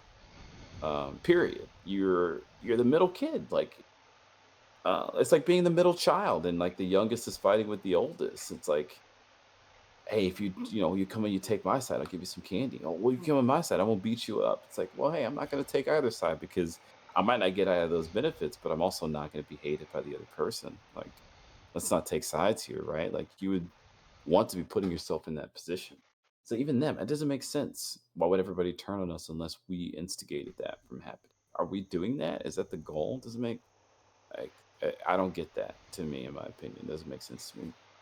Yeah, and I definitely get that, and I think you made some very valid points regarding when you alluded to your a potential situation where you're setting yourself up to be prepared to end a marriage before you even started it.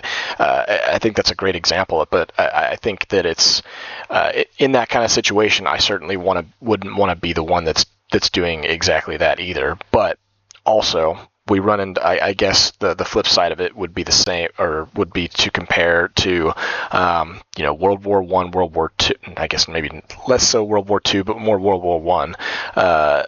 Chemical weapons being used on the war front or the battlefield. We don't. There's Geneva Conventions. We all agreed to we're not going to use chemical weapons, but why are countries still developing kits to counter chemical weapons? Why am I being trained? How to get into my chemical warfare gear within a minute, right? Like under 60 seconds or something like that. Why am I being trained to still do that if there's not a threat of that happening? And again, I think it still harkens back to that. We're hoping for the best, that they're going to stick to what they say, that they're going to do what they say, but they're always seeking to subvert and become better than us, right? And I think that's the situation where we are with, like, for example, Russia, Iran, China, some of the big main strategic competitors we have out there. All of their economies, for the most part, in fact, guaranteed, all of them are smaller than ours right now. But they're vying. They want to be the best, right? To get there, they have to push us out. We want to maintain that leadership, that economic strength. But how do we keep that if we're allowing them to take advantage of us in certain ways, right? So I think that's where some of that rhetoric comes from, but I think also it just gives us a little bit more of a leg up if we can say, hey, you know what? I know we buy our steel from you, but we have the capability to build it ourselves, so we're probably not gonna buy as much from you anymore. It's like, oh wait, we'll sell it to you for less if you'll continue to buy it for us. Okay, well we can work with that. So it kind of gives us an economic advantage, and kind of it's a very much a politicking game between us and the global economy, the global atmosphere. Whenever we're trying to continue to build those trade agreements and such, and for the most part, I think that we do have internally we are for the most part self-sustaining, but I think that if something were to happen to where one particular resource gets cut off with a few of the options that are out there, we would kind of what's the term? We would stop moving forward. I can't think of the word for it right now, but we wouldn't continue. We would get held up for a little bit before we could continue on the same path that we were before. And I think that at least with, I think you're referring to some of the current administration's rhetoric regarding being able to be self-sustaining and not rely on those foreign partners, right? So. Right. But the rhetoric is something that is also being echoed as a campaigning point for people that were um, like voting for that. Right. Mm-hmm. This is something that's being expressed by the American people as something that they think that might be good and that didn't come from nowhere. Right. Obviously from them as a talking point. But I'm actually kind of curious. It's like, what could we lose access to from a foreign country that would really cripple us and our advancement? One of the big things was chips, right? When we saw the chip shortage that came through right on the coattails of the global pandemic, we weren't able to get chips, and we couldn't produce vehicles. We couldn't produce certain sorts of computers that were going into certain components. We couldn't make these things anymore, or we couldn't manufacture the larger things anymore because we didn't have them. And so, enter the CHIPS Act, which is allowing us to manufacture, albeit not at the same quality, here on American soil. The dependence and the reliability on getting these high quality chips from Taiwan and South Korea is substantially less. Even if we're not getting the same quality, it's not going to halt production anymore, right? Um, and that also relieves pressure off of Taiwan as being this huge pivotal asset of like, this is something we need to be completely and holistically invested in protecting because this is a foreign interest.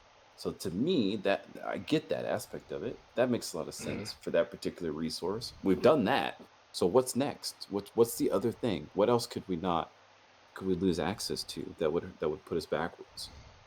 And well, I mean, that's one of the big ones. And I just did a quick Google search to verify what the percentage was, but over 90% of the refinement and production of rare earth elements, which is cobalt among multiple others that are required for chip making and technology production, all has to go through China in some way.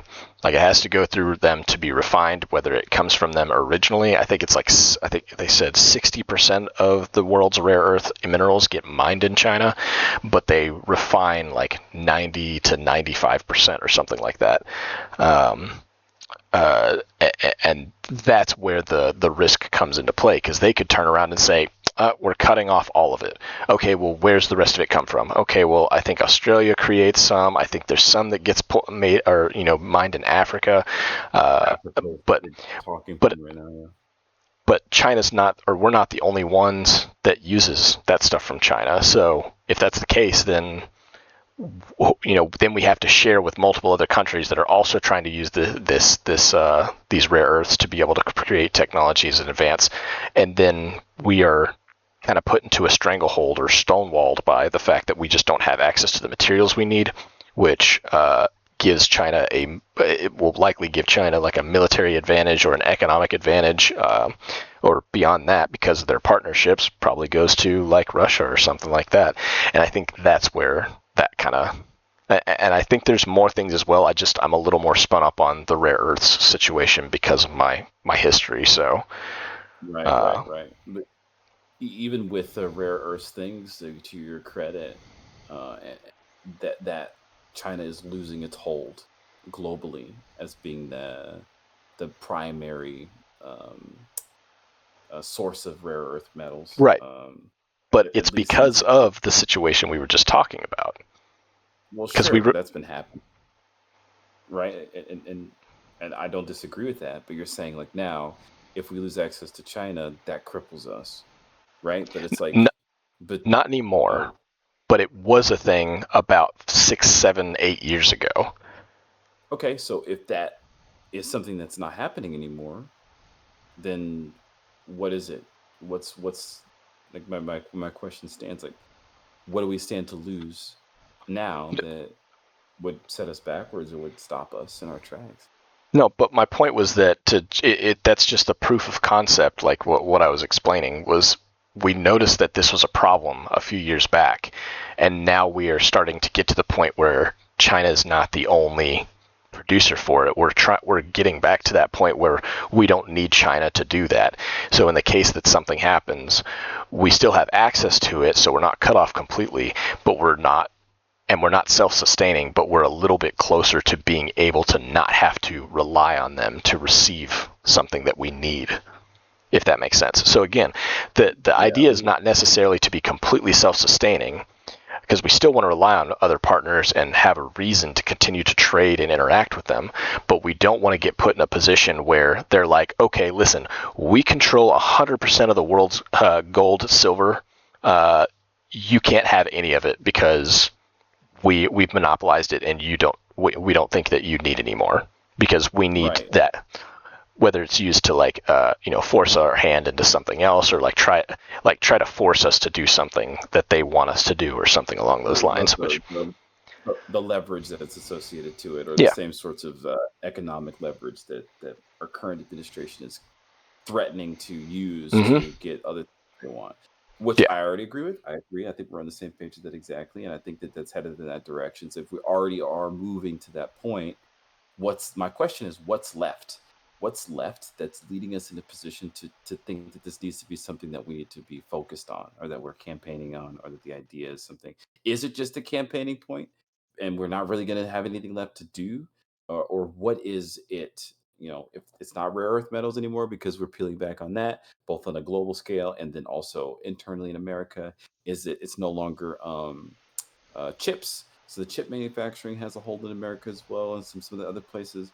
Then it's not oil, because now we're exporting more oil than it is we've been importing, right?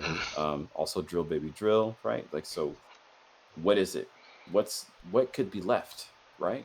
That would need us to say hey, self-reliance, we need to push more for that. Am I missing something? Well, and that's what I'm not 100% sure. I'm sure that there's some things that we do not produce here. I'm sure that there is. I don't know what that is. So it's one of those things where it's kind of a toss-up. I don't know. I know that there's a few things. I know some very minor, really not important things. But it's because of that, very limited understanding, I don't know what else is next, and I'm hoping that that's what the rhetoric is talking about at this point. But I don't know. I not spun up enough. I can only hope. I've had to take a guess, a shot in the dark. I wonder where the uranium isotopes are coming from for nuclear power plants, for the fission and stuff. Mm-hmm. It could be that. Or maybe that. I know that Africa also has some resources out there that is potentially related to rare earths. Well, definitely related to rare earths in some cases, and I think that they have some nuclear resources as well. So, but I think that there are multiple places that we could technically rely on in that case. I don't know how useful China is specifically with that, but again, I'm not fully spun up on where these resources exist in the world. I think back to when I'm playing Civ sometimes, and I was like, oh well, you know what? I picked a place to settle where there was no resource that I can use here, so I just have to wait until the next generation to be able to get it, or something like that. But that's crazy, man. And how could you even know? That's just so adjacent to the fact that how many of these things that we're being told are important really aren't important, and does that not just continue to fuel the distrust that people have in the government? Do you think that the people's growing distrust for the government is a problem in America? I think so, but I think it's a global issue, but that's just as the economy continues to be a point of contention. But at least for now, I think that there will continue to be a growing distrust for government, specifically because we're seeing a lot of. I think this harkens back to the conversation we had about how tribalism is starting to impact us, but also along the lines of not everybody believes, or people are starting to recognize that the tribalism isn't specifically with, I believe this party believes all these things. Okay, no. They believe some of these things. They also believe some of the things over here. They believe some of the things over here. And I think that's where we're starting to see that little bit of distrust, because they vote for their party thinking that they're getting everything that they want out of it. But then it ends up turning out to, oh, well, this person that I voted for actually also believes something a little bit over here, and they also believe something up here, and it's not quite what I was going after. And you know what? Maybe they said that they believe that, but now they're starting to switch sides, and they're like, oh, I don't know. After talking with people up on the hill, they're deciding, you know what? I want to switch sides or something along those lines. And we've seen that a few times recently, where I think that's where some of the distrust is starting to grow as well. So. I don't know. I think what you're saying is very, very true. And I think in the coattails of a global pandemic, it wrecked a lot of people's economies and the general across the board disinflation, you know? Mhm. And I think that a lot of countries are experiencing I don't know, if distrust is the right word, but they're definitely not happy Yeah, with the incumbent administrations. And I think maybe a that's loss of natural. faith. Right, and it happened in America for sure. Like despite the fact that inflation was a thing, and that was a huge running point. I think that's almost one of the primary reasons why the election went the way that it did. It was because inflation was what it was.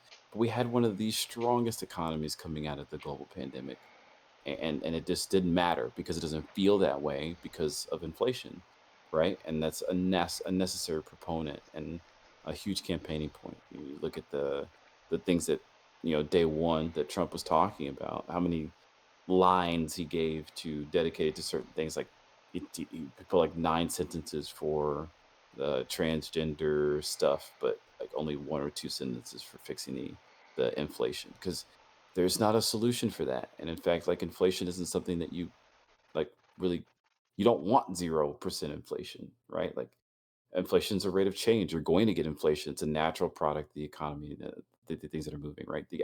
The fundamental economics of what's being expressed aren't something that's being even understood. I don't even think by the people within the administration, but I digress. Germany, you're seeing this happen. Canada, right, where Trudeau has just stepped down, right? Like Mhm. people hate Trudeau, right? I don't know. Inflation is globally it's happening. In Japan, you're seeing people not liking the government and lots of civil Yep. unrest. I I've remember been. seeing this thing as they're calling it kasuhara, right? Where it's like an idea that because the people are so nice, the culture is like you're so nice in Japan. The people who work there, you work at establishments, the customer is always right is like an extreme thing there, right? So very apologetic to the customers. Like when things go wrong, or you're there and you care about your job and you want people's experiences to be good. But now people are taking advantage of this and they are essentially abusing people at their jobs and yelling and screaming at them, knowing that they can't do anything about it. They're going there Mhm. being a menace associated to it. And it's like, where do you think that's Yeah. coming from? People are getting upset. And Japan's Yeah. economy is like a whole nother thing because their solution to everything is just to print more money. So it's even worse, right? So Yeah. anyway, you're right. You're seeing it across the globe where things are they're experiencing that and they're upset with their incumbent. But I can see the frustrations with the government or even the hatred towards the current administration. I think that the distrust for governmental systems, the government, things like FEMA, um, uh, ICE and immigration systems and processes, like I think it's uniquely American. I don't think you're seeing people distrust their government, but maybe I'm wrong when I'm making that evaluation. I'm looking at what's happening societally and culturally in some of these places. Um, Distrust is a very, very strong word. Oh, then we start on South Korea, man. I mean, maybe that's the exception, right? Because that's That a is a pretty wild, extreme situation, but yeah. yeah. But even that, the thing that spun that off, that's probably a little bit more adjacent. The internal party believed they had a very strong belief that they were being sabotaged by that influence, and that's why they acted the way that they did in this situation. It Mhm. wasn't because he was mad or whatever, and he was soying out, which is a joke. But anyway, the there is a bit, but that's at least that's internal discourse that the opposing party was dealing with the influ like, and the idea that some of this distrust is actually intentionally being sown by foreign adversaries. That there are people in Russia that are paying um, political pundits essentially in America to say like your government is lying to you, your government is being mischievous, they're not telling you the whole truth. Russian interference in politics has always been something that's happening. Or maybe the whole, like we talked about earlier, the bite dance stuff. What if you're being fed things? I say, what if? I don't like conspiracy, but like, consider the hypothetical that your your algorithm is showing you these things, and there's a lever or there's a control that points you in a certain direction towards distrust towards your own government. What an effective tool to divide a country. What an For effective sure. tool to put people in power that are more in service to the will or agenda of foreign adversaries. I'm not saying this is what's happening. I don't believe that this is what's happening personally, but that is very powerful. And I think it's difficult for you to know as an individual. How do you discern that, like, that the thing that you're hearing is true? Is it coherent with the belief of the people? I am looking at the things that are happening currently in politics, the things that are being proposed and addressed, and it's not checking for me mentally. Like, the discernment is just not present. A lot of it just doesn't make sense. You know what I mean? And so I can't help but wonder where the reality is. And I don't like to hypothesize or make those theories. I'd like for that to happen. But in its own regard, that is now even fueling its own distrust towards the government. Not necessarily that they are doing things in my best interest, but are they even doing things in anybody's interests? And if I'm sorry, specifically the people's interests, not even Hmm. their own aligned public. How would you know? And that's its own sort of like distrust for the government. So now you're having it kind of like on both sides. Doesn't that just further fracture things? Yeah. Like, to me, like, that's what I'm worried about. That's shockingly disconnecting, and I think that's pretty scary. I don't know. I can't be the only one that's experiencing this, but it's like, what do you even do with that perspective? I don't want to do like a doomer talk, and like, it's like, if that's really what's happening, we're beyond screwed. It's just your reality and your future is not in your hands. And you probably want to think about what country you want to move to that will be the next best country. And hopefully that's like, like, I don't even want to get to that point. I'm an optimist and a realist. I'm a realist first. I personally don't believe it's going to be that bad. I believe in the justice system. I believe in good people. I believe in um, logic and reason. I believe in these things, but I can't help but notice that it feels like these things are under attack. You know what I mean? Like, we're at a really unprecedented time, I think, and all the way down like where you get your news from. You know what I mean? Like, have you heard of ground? What is it called? What's it called? Ground. There's like God dang it! It's like this. You pay for it, and it shows you all the different news stories, and it shows you which ones are being reported from the left and which ones are being reported from the right. Um, Just contextually, I mean, like ground truth or something like that. is it Ground Zero News? I don't know. I'd have to look at that just to make sure. I think it's Ground Zero News, but I Okay. can't be sure. I Um, don't. I but don't recognize it. So. I gotta. I've seen it advertised a couple times. I'll find it, and when I do find it, I'll let you know. Um, Okay. but that's what they do. They show you the different reportings, and then they show you them reporting on the same thing, so that you can see Mm. the bias, or you can see how they're being reported on certain things, the language that's changing, the things that they're leaving out of the articles, the things that they're saying, how people are how people view things matter because perception is reality. But then again, at the Mm. same time, what somebody's trying to get you to think is something that is you're fighting for that. And so this is something that allows you to this is a source that allows you to kind of make that discernment up for yourself. So it's like, in a world where people are fighting for your opinion and they're fighting for your mind in some ways, like, you need tools like this to be able to Yeah. navigate. Yeah, I don't know. Yeah. This is Also another interesting. fun,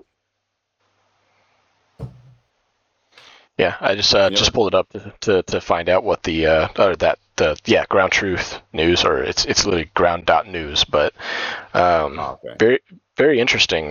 Just seeing some of the stuff that's just on the front page where it's just kind of mentioning what's going on with it, but yeah, it's interesting to see that. I mean, like I said, I've never seen it before, so I'd want to dig into it and get a better idea of like how it, who all it incorporates. But definitely interesting.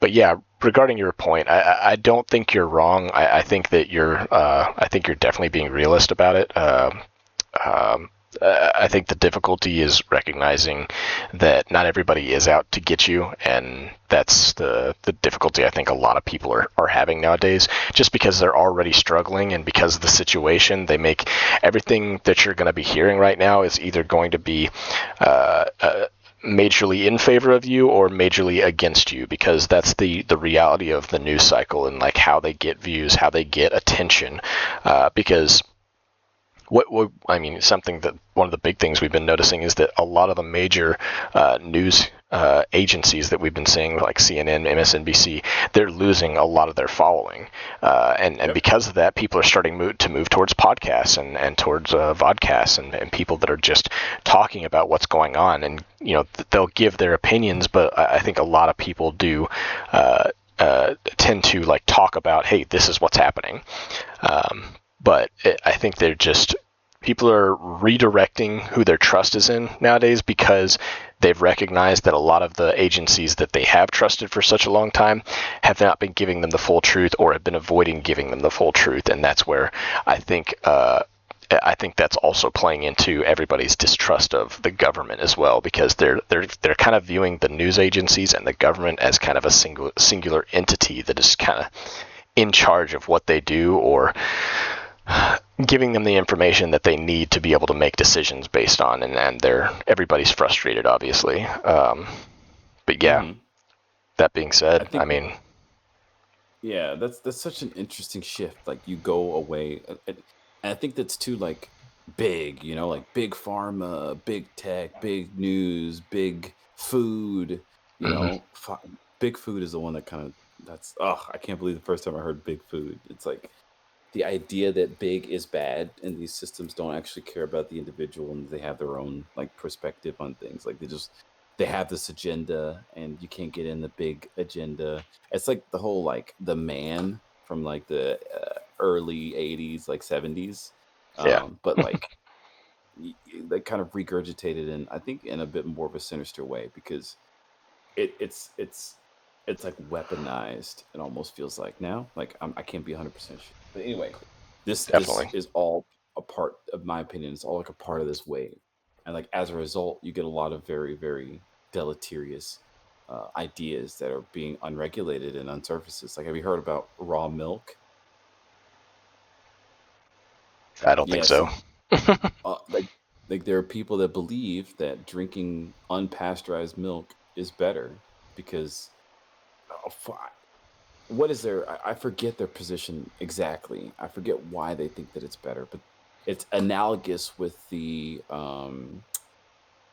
logical fallacy that of the appeal to nature, that things that are closer to nature are inherently better, or that they're inherently hmm good. Or healthier, um yeah. Yep. yeah, or healthier. Yeah, you're getting it. And so that they think that you get it straight from the cow and then it goes to the bottle and then it gets to you, and that's the milk that you should be drinking, the raw milk.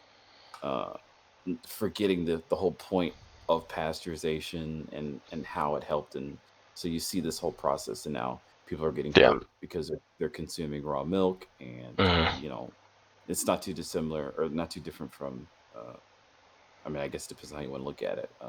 Known vaccines like polio or something like that. It's like, Right. this is a known thing. This is a trusted science. This has been going for a while. Now you're not doing it. Polio is coming back. What are you doing? Like, your Yep. kids are getting hurt. Exactly. So th- there's that. And so when you have this distrust for these systems, it can cause a lot of damage, right? If this is happening in the pharma, the medicine, and then now the food scene, what's happening now politically. And then now you're seeing these people, because of that, they're trusting these individual people, these smaller guys, these like small shows, these pundits that they're functioning as pundits. And so, like, mainstream media, when I say this colloquially, it means, like you mentioned before, CNN, MSNBC, BCC, like these all the hmm letters, I guess, the All the letters. letters. Yep. But like I mentioned to you before earlier, the viewership is actually way higher. for these individual resources like these podcasts, like your Joe Rogans, like your Tim Pools, I think maybe historically. I don't know how he's doing now anyway, but aren't these people like more likely or like more, isn't it easier to buy off an individual or a small group than it is an entire news organization? I think it depends. If they are individually in charge of what they're saying and what they're doing, as opposed to a larger organization where, like Washington Post, for example, got bought out by Jeff Bezos, and he started making decisions and and hiring people that were aligning with his political affiliations, and then it started breaking down the magazine to where there's just not a lot of people that are buying it anymore, and they're offering it for $1 a month and stuff like that. So just because they're trying to get sales. But I think that there are certain situations where once the it's easier to trust someone that is not involved and not ridiculously rich than it is to trust somebody that is rich. So I think that it's a little bit of a struggle to, it's like, pick your zone. It's like, okay, you're ridiculously rich because you control an empire of online retail. Cool, you are the expert there, but anything else, I'm gonna look to somebody else to give me that information. So it's like, you wouldn't come to me to learn how to bake. That's not what I'm good at. So it's one of those situations where people think that they're trusting the wrong people, and they may be. You never know. And even maybe now with their decisions, they may be trusting the wrong people. Well, here's the thing, and this is, I believe this. Oh my God, this is a really good thing I want to say. Um, I think one of the greatest lies of the current age that I think that we're being sold spectacularly is that these people, these smaller people that you just said they're not ridiculously rich. The lie is that these people have the capacity to distance themselves from the ultra rich in such a way that that makes them relatable to the layman person, to the common Mm-hmm. individual. That is Yep. so far removed from the truth. They may not be ultra rich. These are not billionaires, right? But they are still making orders of magnitudes more money than you are. These people are not like you.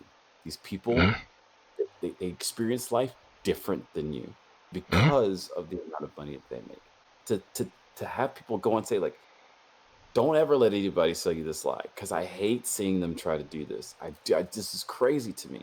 Like, don't trust these ultra rich people. The idea that there's just rich and then there's ultra rich, that's crazy to me. I personally think that millionaires are more adjacent to billionaires than millionaires are adjacent to somebody who's making six figures, or just like less than six figures, or just like when they Yeah. say six figures, you're making $106,000 median income individuals, and the majority of the people in America, they are not the same. And if you get too far removed from the idea that they are, I think you're feeding into a lie that I think just Yeah. doesn't make any sense. Yeah, Yeah. I don't disagree. Um, yeah, and that's where you hope that that you have more than just that one resource to be trusting at that point. Yeah, listening to multiple people, and so, or you come talk to people like us who are living the uh-oh. life. We'll turn around and tell you, hey, look, don't listen to me about going to baking. Like, I just have no idea what's going on. But like, I have no idea you how to bake. here's the thing though. You have to be able to go to somebody. You have to be able to trust these individuals. Pundits are important for this reason. Now, here's the thing. If you end up thinking that this is the case, you may run into this fallacy where, let's say you and me, for example, let's say that we are yapping into the microphone, and 2, 3, 4, 5 years down the line, we're picking up steam, we get a couple sponsorships, and we are making some money off of it. Mhm. That's a real thing. Like, there's a real possibility that happens. I'm not opposed to that from happening, but that'll start to push us towards the direction of that. Right now, we're talking because we want to. There's no expectation that we're going to get paid for doing it or for saying what it is that Mhm. we're going to say. We Yeah. have no sponsorships. We don't have any donators. We have none of that, right? And like I'm Mm. saying that that's what we don't or we don't want. But if that's what makes us relatable to the common person, we'll lose that the moment that we start taking those offers or those opportunities. If we take those offers and opportunities, right? We lose that. So if you're that individual who thinks that that is the case and you're only going to be doing that, you're going to get very uninformed, surface level takes on things. How do you know? Where are you going to get your information from? You have two options. One, you've got to find pundits that you trust, things that make sense to you, and people that are consistent with their narrative and in their incentives. Follow the incentives. What makes sense to this individual? Two, you have to do the work yourself. You have to read the court cases. You have to read the indictments. You have to read the bills. You have to read the laws. You have to read the amendments. You have to read each and every single one of President Trump's executive orders to understand the language, to get where it's Mhm. coming from. You have to discern for yourself as an individual what you think is true, what you believe in, and what matters. You have to do the work. And if you have time and effort and resources to do that, more power to you. I don't know who you are or what you do for a living, but you do that. Most people don't. And a lot of people don't have the capacity to even understand it in a way that makes sense. And so most people don't choose to. And that's you've got some responsibility and agency in where it is that you're getting your information from. Um, it's just going to be the case. It has to be the case.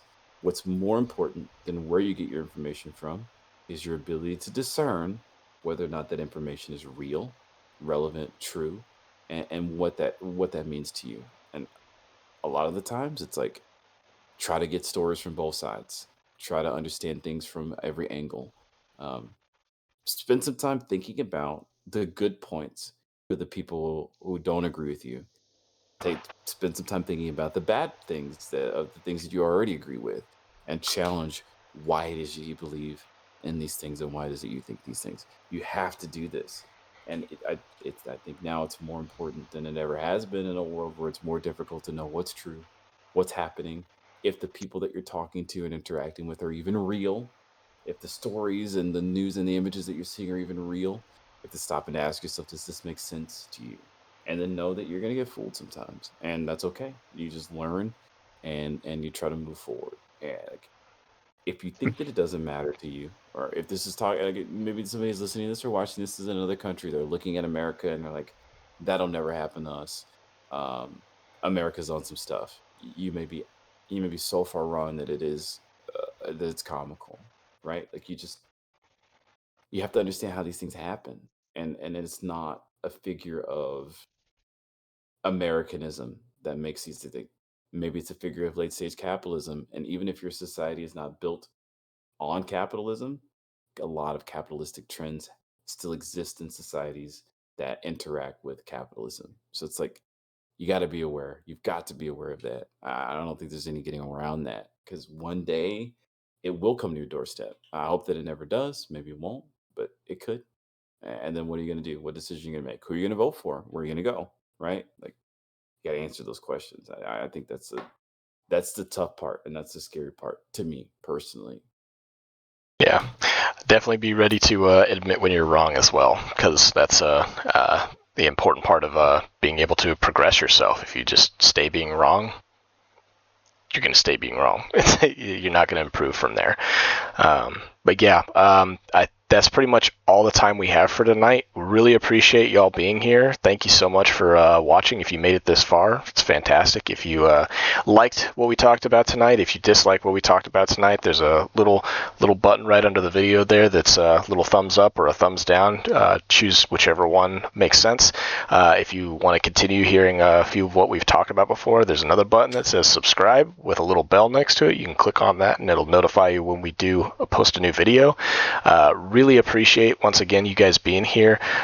Would love to hear some of your comments, some of your responses, maybe some ideas for what you want to hear us talk about next time.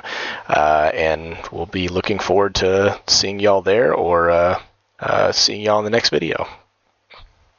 Thank you guys so much for watching. I appreciate you. I love each and every one of you. Have a good one. Peace.